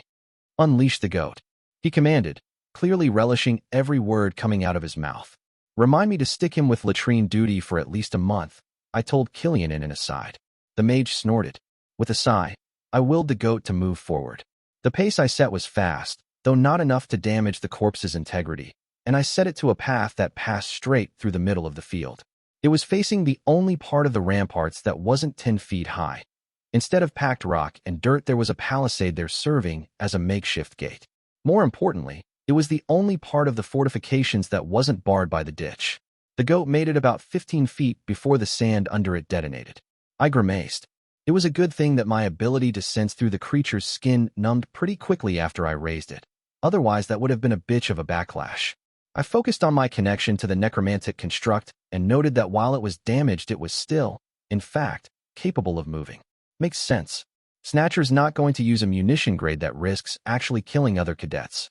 No doubt a living creature would have been knocked unconscious or, barring that, been incapacitated by the shattered bones. Fortunately, Ratface X had no such limitations. Mustering vague memories of when I'd done the same to my own fingers, I pulled its strings and popped the goat's bones back into place. It slowly got back to its feet and started limping forward the field. It managed to make it to 50 feet before the first fireball from the rampart struck it. Another 3 followed almost a heartbeat later, hitting the goat almost simultaneously. Gotcha, I grinned sharply.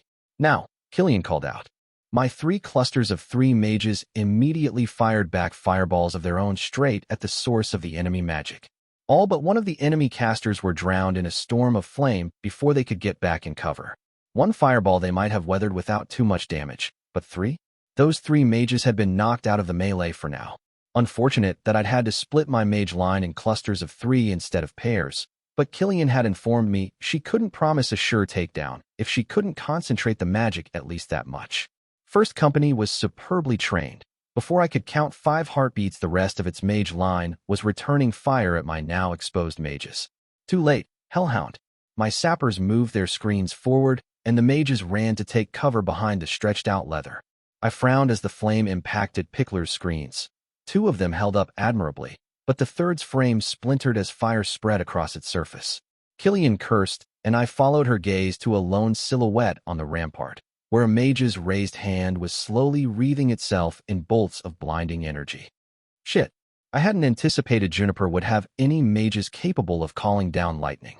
If they managed to hit the screen that had already been damaged. No, you don't, the Dunny growled. The redhead bit her thumb as I blinked in surprise, drawing blood and swiping a line of it across her cheek. I am the root and the crown, the source and the flow, the storm and the calm, she murmured. Power is purpose, purpose is will. Gods of my mother, take this offering and grant me the wrath of heaven. The last words were an angry hiss, and she threw her hand forward in a snap. A gauntlet of lightning burst into existence around her fingers, a thick thread of it streaking forward across the air with a violent crackle and colliding with the bolt thrown by the enemy mage maybe 4 feet above my fleeing soldiers. The magic impacted with a deafening howl, but Killian's spell held, both streaks of lightning flickering out of existence after the clash. My lieutenant's cheeks were flushed, and she was panting. The streak of blood on her cheek somehow turned to ash. That had been impressive, and, if I was to be entirely honest, just a little bit arousing. Seeing her harness that kind of power with nothing more than a handful of words and being pissed off. I coughed and turned my attention back to the now smoldering rat-face sex. Now was definitely not the time to wonder what the redhead looked like out of her armor. Unfortunately, my zombie was no longer in a state fit for running.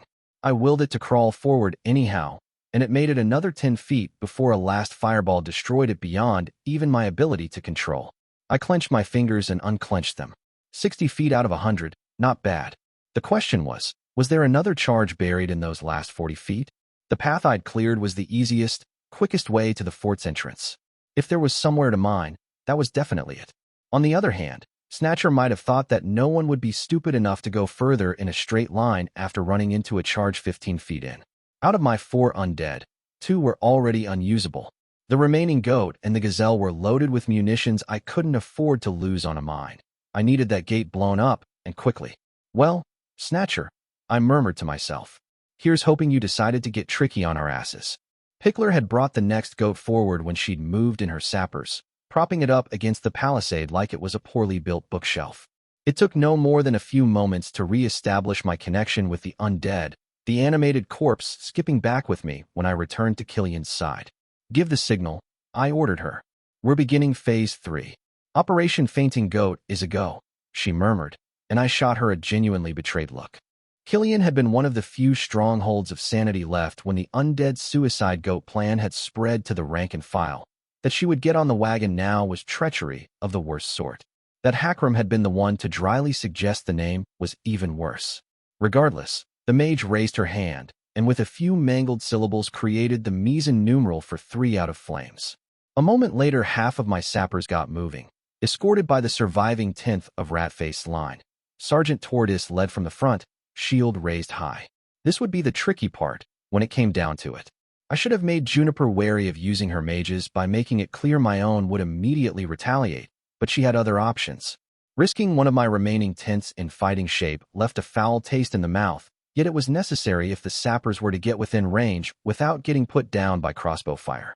The first bolts hit when they'd made it 20 feet in through the path I'd cleared. Immediately my regulars tightened their ranks and the sappers crouched behind them, the lot of them still pushing forward at a glacial pace. When Juniper's mages popped out, my own were ready to preempt them, but she was ready for us this time. Every one of First Company spellcasters had a pair of soldiers covering them with their shields. Not even concentration of fire managed to break through it. I grimaced when the enemy's own fireballs impacted Sergeant Tortoise group, knocking 3 cadets out of formation and immediately seeing them shot. Killian, I spoke up. That thing you did with the lightning. Could your mages do the same with enemy fireballs? No, she admitted. The spell they teach us at the college isn't precise enough for that. God's damn it.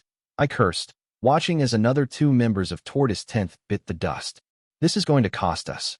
They were in position now, at least. The sappers wasted no time in throwing their smokers ahead, their whole position becoming obscured by the thick smoke in a matter of moments. They started backing up almost immediately, another regular getting hit by a blindly thrown fireball, but managing to shake it off since it wasn't immediately followed by getting shot. The sappers dragged back our unconscious cadets, the entire formation managing to get back safely out of enemy range without any further trouble. From 50 feet into the path to the very bottom of the enemy rampart was now covered in smoke, but there was no time to waste. Smokers didn't last as long when the space they filled was that broad, and though the day wasn't particularly windy, it wasn't absent of wind either.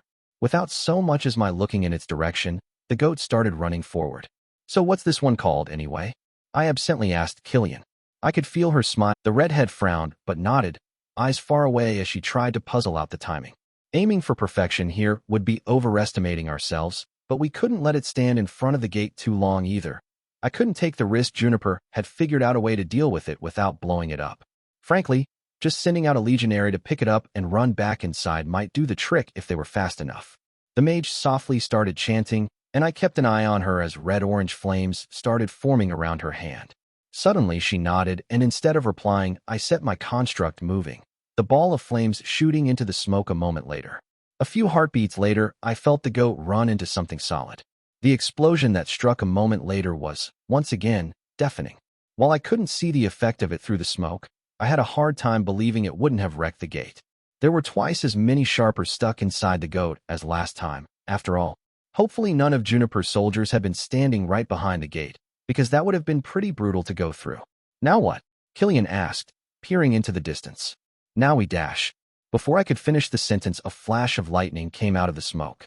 I reacted on instinct, trying to get Killian down, but she pushed away my hand and thrust out her arm. I felt goosebumps on my arms as she spat out a word in that strange tongue mages used, sorcery meeting sorcery once again. Whatever it was she'd done, it stopped the better part of the lightning. A shudder ran through me, but that was the only effect I could feel. The redhead fell on her knees, and I made to help her up when I noticed her hair had turned strange. It looked more like fire than dark red locks. And when she turned to face me, her eyes had turned from hazel to an inhumanly vivid green.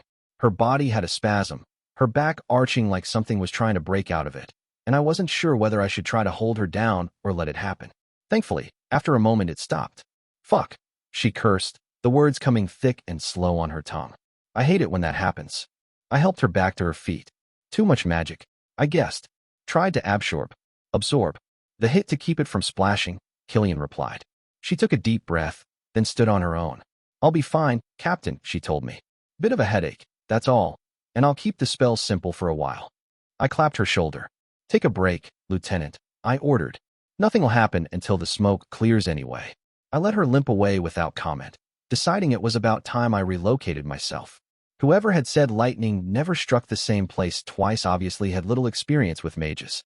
By the time the smoke cleared, I'd returned to my old vantage point, the undead gazelle idling by my side. Robber had informed me it had been dubbed Stealth Goat by popular acclaim, at which point I'd informed him that he was going to find me a stool, or I would be dragging him along for the ride as my official footrest. I took great satisfaction in the fact that he looked genuinely worried by the threat. To my surprise, he reappeared later with a fold-up stool apparently looted from Aisha's camp. I blithely pretended I hadn't been sending him on a fool's errand and assured him he was safe from my feet for at least the next few days. The first thing I noticed when the ramparts came into sight again was that the new batch of munitions had, definitely, been more powerful than the last.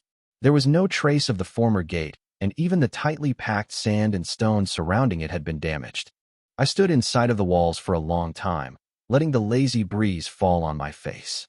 Juniper must have believed I was baiting her mages, because there was no repeat of the lightning incident.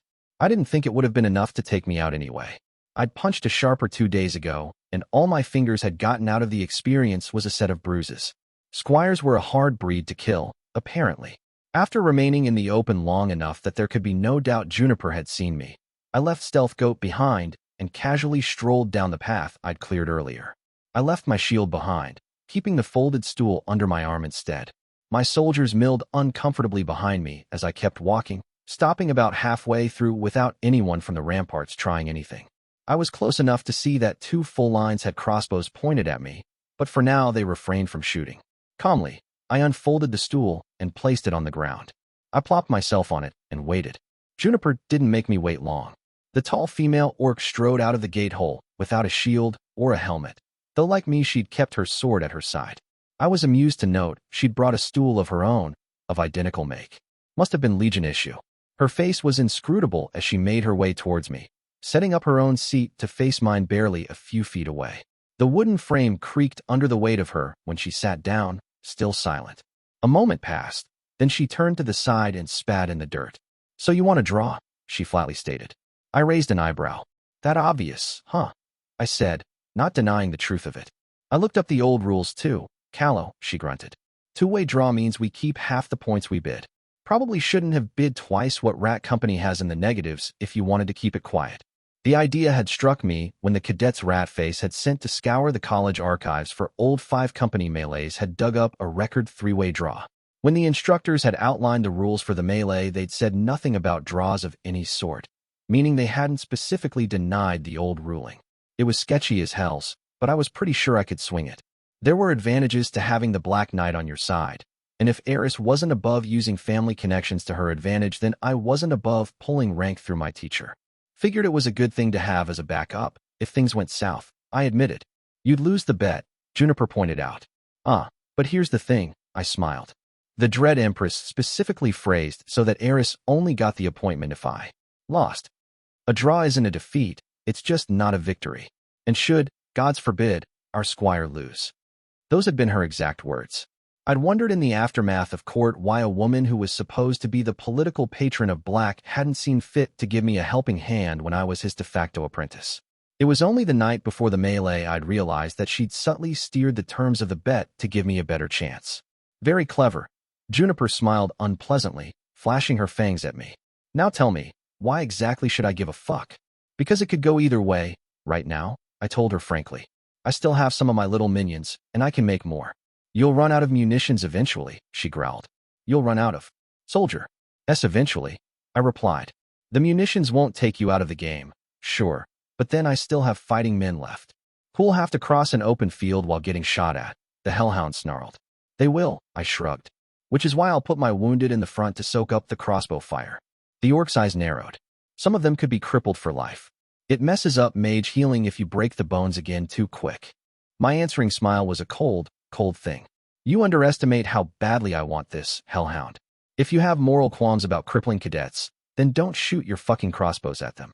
That was the thing with scruples. They could so very easily be thrown back at the person throwing them at you. Juniper looked at me like it was the first time we'd ever met. In a sense, it was. My little interlude at the War College had been a pleasant diversion, and I'd picked up useful skills. But there was a reason I'd come here in first place. I was not so much of a hypocrite that I'd flinch in the face having people crippled when I'd signed the death warrant of thousands by letting the lone swordsman go. The other captain rolled a shoulder calmly, chewing it over. "No deal," she finally said. "Nothing in this for me, Callow. Could go either way, sure. Means I could win." I sighed. "You know, I wondered what company scores were for when I first heard about them," I told her. She'd been about to get up, but when I continued speaking she stilled. If she was confused by my interjection, then she showed no sign of it. "Get your officers to brief you," she grunted. "It affects placement in the legions when you graduate." "I know that now," I replied. Didn't seem like a big deal to me at the time, but then I remembered I had a dream. The orc bared her teeth mockingly. "You going to tell me you have all these big plans, so I should let you win? For shame, Callow. You were almost starting to be tolerable." "Not that kind of dream," I said softly. "I mean the name kind." That got her attention, sure enough. Her mouth closed with a snap. "The gist of it, I think, was that sometimes you have to give to get," I mused. "So that had me wondering, what do you want, Juniper?" "You getting to a point would be nice," she growled. "See, I keep hearing all these things about you," I continued. "The hellhound, never lost a game. Best tactician to grace the college since the reforms, top of the class in every class." I could see her mustering what was no doubt a pretty scathing retort, but I interrupted her. "The one thing I didn't hear about you," I spoke softly, "was that you're Istrid Nightsbane's daughter." The orc's meaty hand closed around the hilt of her sword. "You threatening my mother, Callow?" she snarled. I shook my head. "It's telling that you don't bring the family name into this," I told her. "Means you want to make it on your own merits. Means you're ambitious. It'd be a pretty nice feather in my cap to waste you, you know." The orc grinned nastily. "If I beat a named on the field, I'd join as a tribune, or at the very least senior captain." You take your chances and try for that. I agreed. Or you could make a draw with me right now and be named the highest-ranked officer in the 15th Legion. She gaped at me, and I really enjoyed the sight of it more than I should. You can't promise that, she growled. Sure I can, I retorted flatly. The whole thing with being a villain, Juniper, is that you can basically do whatever the hells you want unless someone stops you. And who's going to stop me in this? Black? If I know anything, he's doing that vicious smile thing he does as he eavesdrops on us right now. The other captain got her bearings back after a few moments, her now calm face creasing with a frown. I'd be under your command, Juniper said. You'll be under someone's command whatever happens, I shrugged. Do you want to serve under the shadow of someone who earned their spurs during the conquest, or forge an entirely new legion with me? I could see the conflict in her eyes, and that meant I was winning. You're bribing me, she accused. Shamelessly so, I admitted. But the fact that I have to bribe you means you're worth bribing. That got a snort out of her. All a draw means is that I'm admitting that, right here and right now, we're equals, I said, meeting her eyes. I'm not too proud for that. Are you? I offered up my arm. After a long moment, she leaned forward and clasped it. Draw, she grunted. Draw, I echoed. Thunder clapped twice, and both our standards appeared in the sky, orange-red. We rose to our feet, and I looked aside. Despite the rules, you said. See, I do listen, sometimes, I whispered. Book 1, Epilogue. What say you, Empress of Praise? Here you lie upon the blood-soaked ruins of your dominion, surrounded by the corpses of the legions that once swarmed over the world. Hundreds of thousands dead for the sake of your wretched ambition, your mad design to bring to heel the kingdoms of man. In all the history of creation, no one woman has been so wicked as you, and I will have my answer. Why, O Empress of Ruins? She shrugged. Why not? Last lines of the Fall of Empress Triumphant, first and only of her name. 6 months later, 1324 AD, 5. Th. Of Maja, Marchford. A year ago, the commander would have given him trouble. Now, William tore the penitent's blade out of the orc's throat with a casual flick of the wrist. The sword keened mournfully, taking the greenskin's life with it as it withdrew. The officer had died bravely as one of his filthy species could, but with the orc's blood on the floor, the last of the resistance was over. It was to the Countess' credit that she'd managed to turn a force of mercenaries and peasant levies into a coherent fighting force in less than a month, though it had certainly helped that their first battlefield had been her own fiefdom. If only all the allies he'd gathered were so competent. The Duke of Lys had yet to set foot in the city, remaining with the baggage train under the impatient protection of the exiled prince. The hero in question had been miffed he wouldn't get to blood his men on Presi legionaries today, but Countess Elizabeth had been correct when she'd pointed out that his troops were singularly unsuited to surprise attacks. No doubt the Duke would insist on a triumphant victory parade when the time came for him to enter, and for that the polished lancers of the silver spears would serve perfectly. They'd make a stirring enough image, and the story would spread. The Duke of Lys had returned to free the kingdom from the yoke of the Tower. Putting a complete imbecile on the throne of Callow was something William was going to have to live with, unfortunately. Oh, the Duke did have a sort of low cunning. He'd left Callow before Lore had even fallen during the conquest, and taken his treasury with him. But it was the kind of cunning a cockroach would have. He was a master of survival and little else, not to mention hopelessly self-important. That he was the first prince's creature walked the fine line between a virtue and a liability. This entire rebellion was being bankrolled by Prosser and Silver, but William was not so much of a fool as to be unaware the cold-eyed woman had designs on Callow herself. That was fine. He was already leading a rebellion against the Empire, and he was more than willing to lead one against the Principate if it came down to it. The kingdom under was a much greater worry. That 2,000 hardened dwarven veterans had suddenly decided to form a mercenary company in Mercantis just when he'd been buying up every contract he could get his hands on was not a coincidence. The dwarves had a history of sending troublemakers up to the surface to die in other people's wars, but the Sons of Stone were not your usual malcontents. If the king under the mountains was meddling in topside affairs, William was going to have to keep a very, very close eye on it. Over 2/3 of Calernia stood above dwarven tunnels and cities.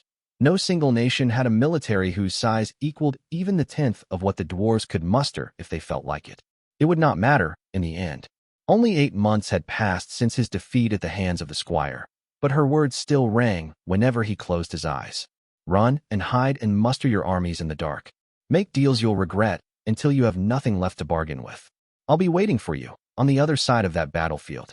The dismissal had been a lash on his back all the way to refuge, where he'd knelt at the feet of the Lady of the Lake and asked to be taken as a pupil. She denied him, not unkindly. After the defeat at Summerhome, that had almost been enough to break him. What could you say when the great swordswoman in creation told you you weren't good enough to beat her old pupil? The sword was all he was good for. His name was a paradox. In a way, heroes were supposed to galvanize others into something greater than themselves, but his role thrived on being solitary. The eyes of the Empire had failed to find him because he'd never been part of a band of heroes, eschewing more blatant heroics for quiet work in the dark. He'd found his answer through pure happenstance, that blessed golden luck that smiled on heroes from above. He'd found the gates to Arcadia resplendent, and petitioned the lady for the right to use them. This boon she'd seen fit to grant, and so began his year in the realm of the Fae. A full year he'd spent fighting for his life against the denizens of that eldritch place, hunted for sport by the horrors of the wild hunt. But he'd survived and learned. There was no comparing his power now to what it had been in Summerhome. On the last day of the year, the gates had opened to let him leave, and he'd returned to creation. Barely a month had passed outside of Arcadia. He would crush the squire when they next met, and they would meet. The pattern had been set. There was no avoiding it. And when the time came, he would cram her words back down her sneering throat before raising the banner of a liberated kingdom over her corpse. Sheathing his sword, the lone swordsman left the room and stepped down the stairs. Countess Marchford should have set things up by now, assembling her peasantry in the city square. It was a shame the woman was so ambitious, but as far as commanders went, she was by far the best the nobility had to offer. She'd stalemated a marshal for an entire month during the siege of Summerhome, holding out until the legions landed a force on the other side of the Weert and finished the encirclement. Had Grimm won and not been driving his army into the depths of the Duchy of Daoin at the same time, it would have been long enough for the Dear to come relieve the siege. And now she wants to be Queen of Callow, as she would have been had the Shining Prince not died at the fields. Less of a bitter pill to swallow than the Duke having the best claim to the throne, all in all. She would not be any more inclined to trade a Presi occupation for a Proceran one than William himself. The streets were full of dead legionaries, the fighting having gotten brutal in its last gaps.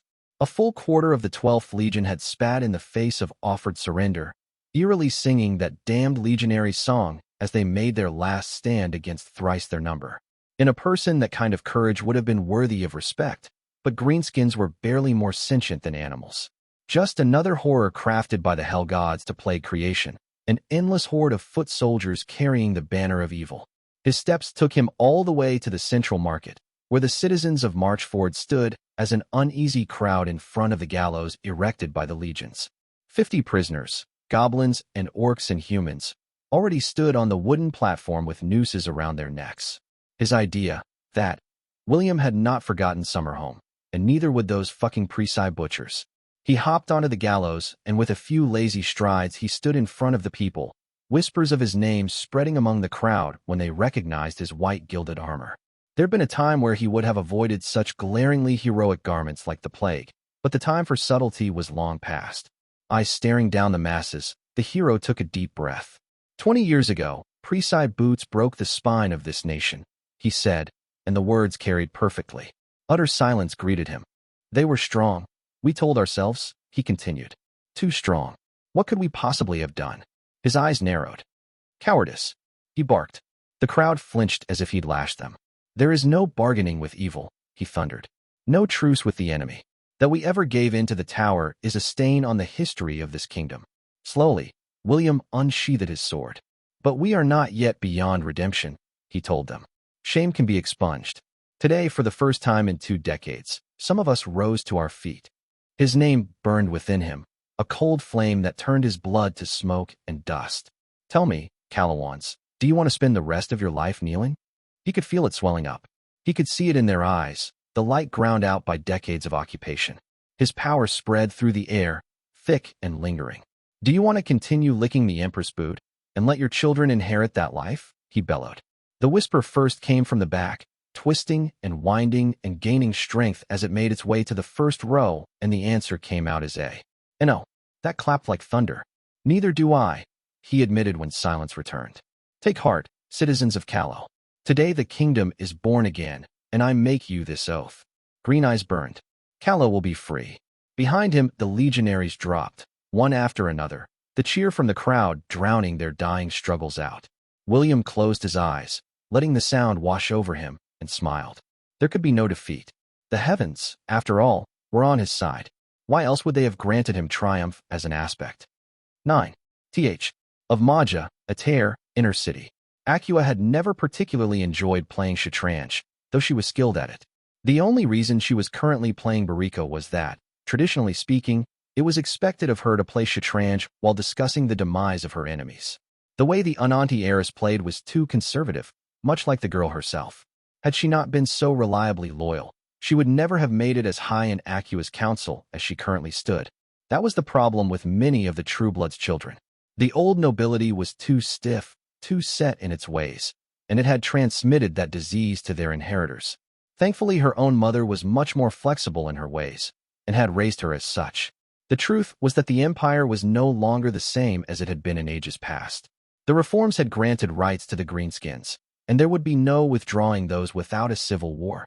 One the nobility might not win, given that the vast majority of the current generations of orcs and goblins were legion-trained.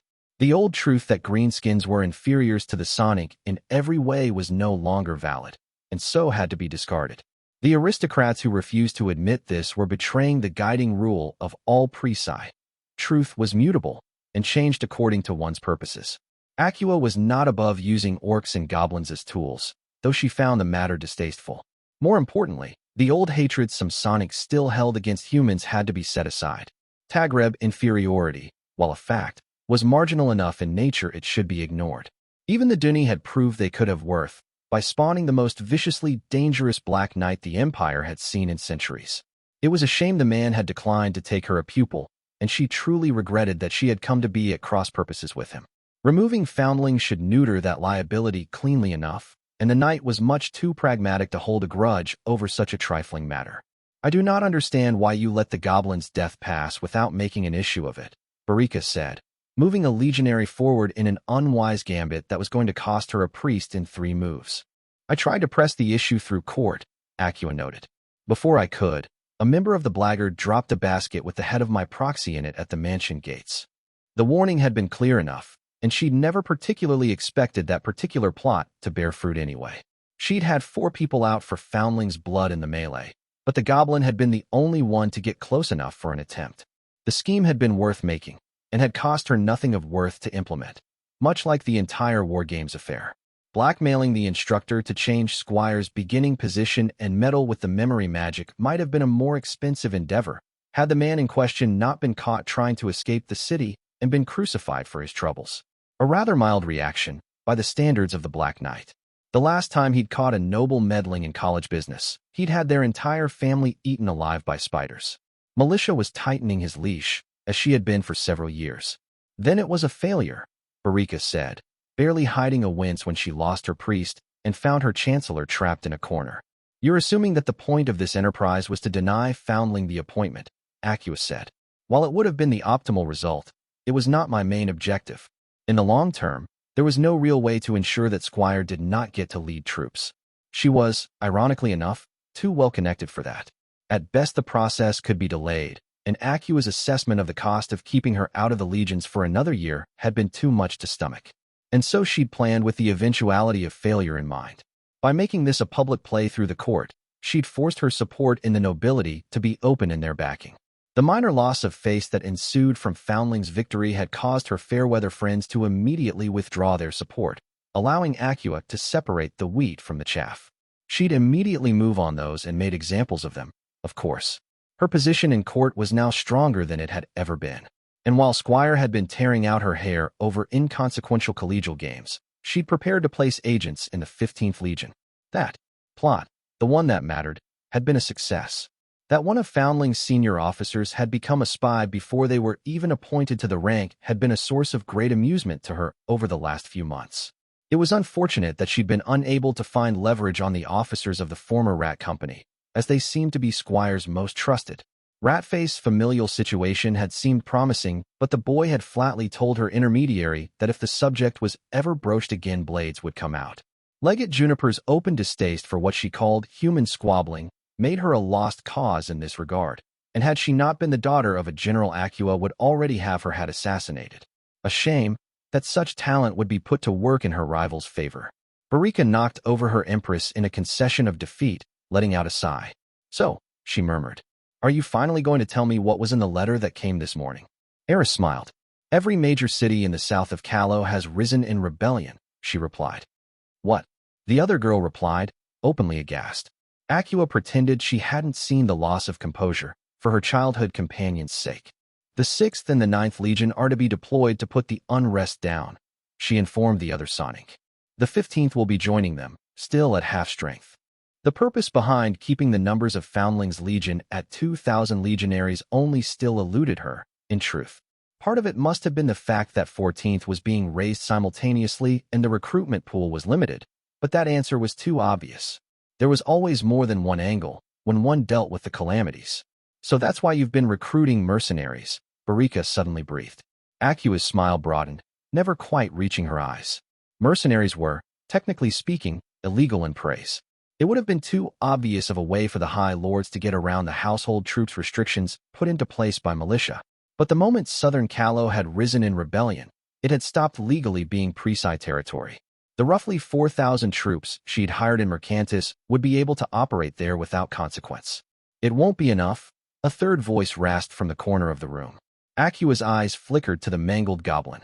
Half of her face was missing, chopped off by a brutal and lethal sword wound. Various parts of her body had been snapped by falling rubble and even now still remained at unnatural angles, barely functional.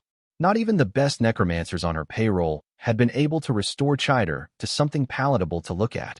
"That would be where you come in, Commander Chider," Eris replied softly. The goblin let out a horrible rasp Acua took a moment to recognize as a laugh. Raising a mere enemy of Foundling from the dead would have been a waste of gold, but Eris had no interest in the greenskin's skills. It was her nature that was of import. Raising a claimant from the dead, on the other hand, had been worth every denarii. Picking up her own empress, the Sonic aristocrat felt her name coil inside of her silently, like a snake preparing to strike. She'd wondered, when she'd first come into her role, what exactly it meant. It was a question every heir and heiress had to answer on their own. Was she the inheritor of the stewardship of the Empire, the return of the forbidden name of Chancellor? Was she the next warlord of praise, the successor of its Black Knight? Or was hers to be the hand that cast down dread Empress militia, the woman still hated behind closed doors? Wrong, all wrong. Paltry ambitions of lesser souls. She was Acua Sahelian, and she would inherit all of creation. 7. Th. Of Maja, Ater, the tower. Black put down the letter, face expressionless. The rebellion was not, all in all, unexpected. He'd moved Istrid and Sacker further south to deal with the eventuality, assigning the 11th to Summerhome instead. More importantly, Rancor and her 4th were keeping an eye on the Dia Wraith. Scribe's agents had found out the Duchess had placed an observer with the rebels, but according to the rest of the network, that was the only move she'd made. His personal assessment of Keegan had been accurate. Then, she would not take action unless the Lease rebellion looked like it had decent chances of succeeding. That Afalabi had lost a full 1,000 at Marchford would be a black mark on the general's record, but it was a tactical defeat and not a strategic one. No rebel force had yet to dare move north of Vale, and he'd already sent Catherine orders to mobilize her 15th. By dawn tomorrow, they'd be moving for the Blessed Isle to join the muster in central Callow. "So that was your gamble, then?" the dark-haired man murmured into the silence. He'd wondered about the exact form his squire's actions had taken, back in Summerhome. Obviously, she'd let the lone swordsman go when she could have killed him. The damaged connection to her name betrayed as much, but it seemed she'd freed the hero for a specific purpose. The boy had shown no inclination to gather large-scale strength before his encounter with the orphan, and such a sudden change in doctrine would have had to be name-enforced. She branded instructions on his name as the price for sparing him, then let him disappear into the wilds. Black had not even bothered to try tracking the swordsman after his run-in with Catherine. The confrontation had initiated a pattern of 3, and the hero was therefore beyond his reach. The only person who could feasibly kill him now was Squire, unfortunate as that was. Still, none of this was beyond the parameters he'd set. The rebellion would have happened anyway, there was no denying that. The numbers did not lie. In the last decade, the number of heroes appearing had shot up from once every several years to at least 2 a year.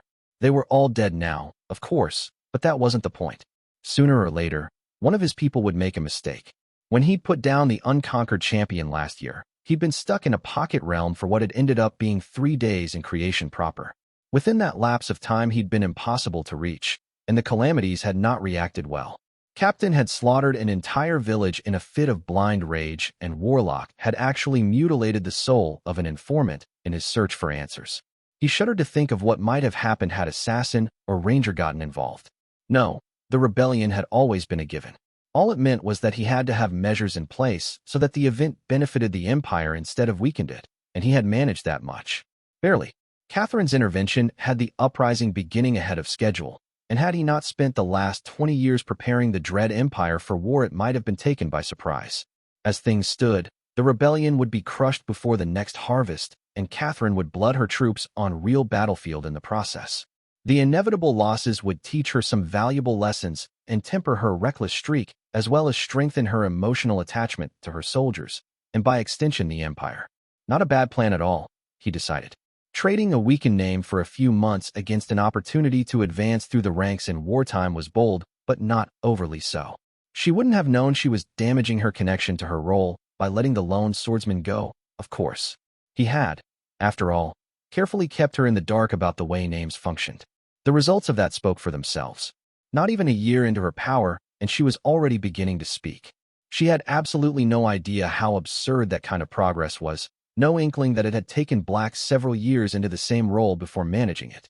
Ignorance on the subject of what she could and couldn't do with her name had allowed her to progress through leaps and bounds instead of a slow grind. It was fortunate that this approach was the best available to him, because Black had no real idea how to teach her. He'd become the squire when there was no Black Knight, and most of what he knew was either self-taught or derived from name dreams. He'd had 2 teachers in his lifetime, and both tutelages had been purely related to swordsmanship. First his mother, when he'd been young, and then Ranger later in his career. Deciding how to treat Catherine had been something of a problem for him, in all honesty. He could not treat her as an equal, the way he and Ranger had been, but treating her purely as a subordinate was doomed to failure. In the end, he'd settled for molding her instead of teaching her, carefully exposing her to specific influences so that she would grow through them. And grown she had, in the 8 months he'd known her. The reports from his agent in the orphanage had indicated she had potential, but they'd underestimated how much. It was a good thing he hadn't had her smothered in her sleep, as the local overseer's recommendation had originally been. Morals too heroic in nature. The assessment had stated. He'd been ready to tie up that particular loose and should it prove necessary when he'd gone to deal with Mazes, but their unexpected meeting had opened a better alternative. The dark-haired smiled, rising to his feet and coming to stand by the window. The view offered from the tower's 100th floor was breathtaking, but he'd become inured to the sight over the years. Black had been amused when Catherine had mentioned that she felt her name like a living, breathing beast. The way a named felt their role revealed much about them. Warlock said his own was akin to opening floodgates, for he rightfully feared the capricious nature of his power. Militia compared her own to slipping on a pair of gloves, perfectly fitted to her. And him? Gears. An enormous machine made up of 100,000 gears, all of them turning. Slowly, coldly, implacably.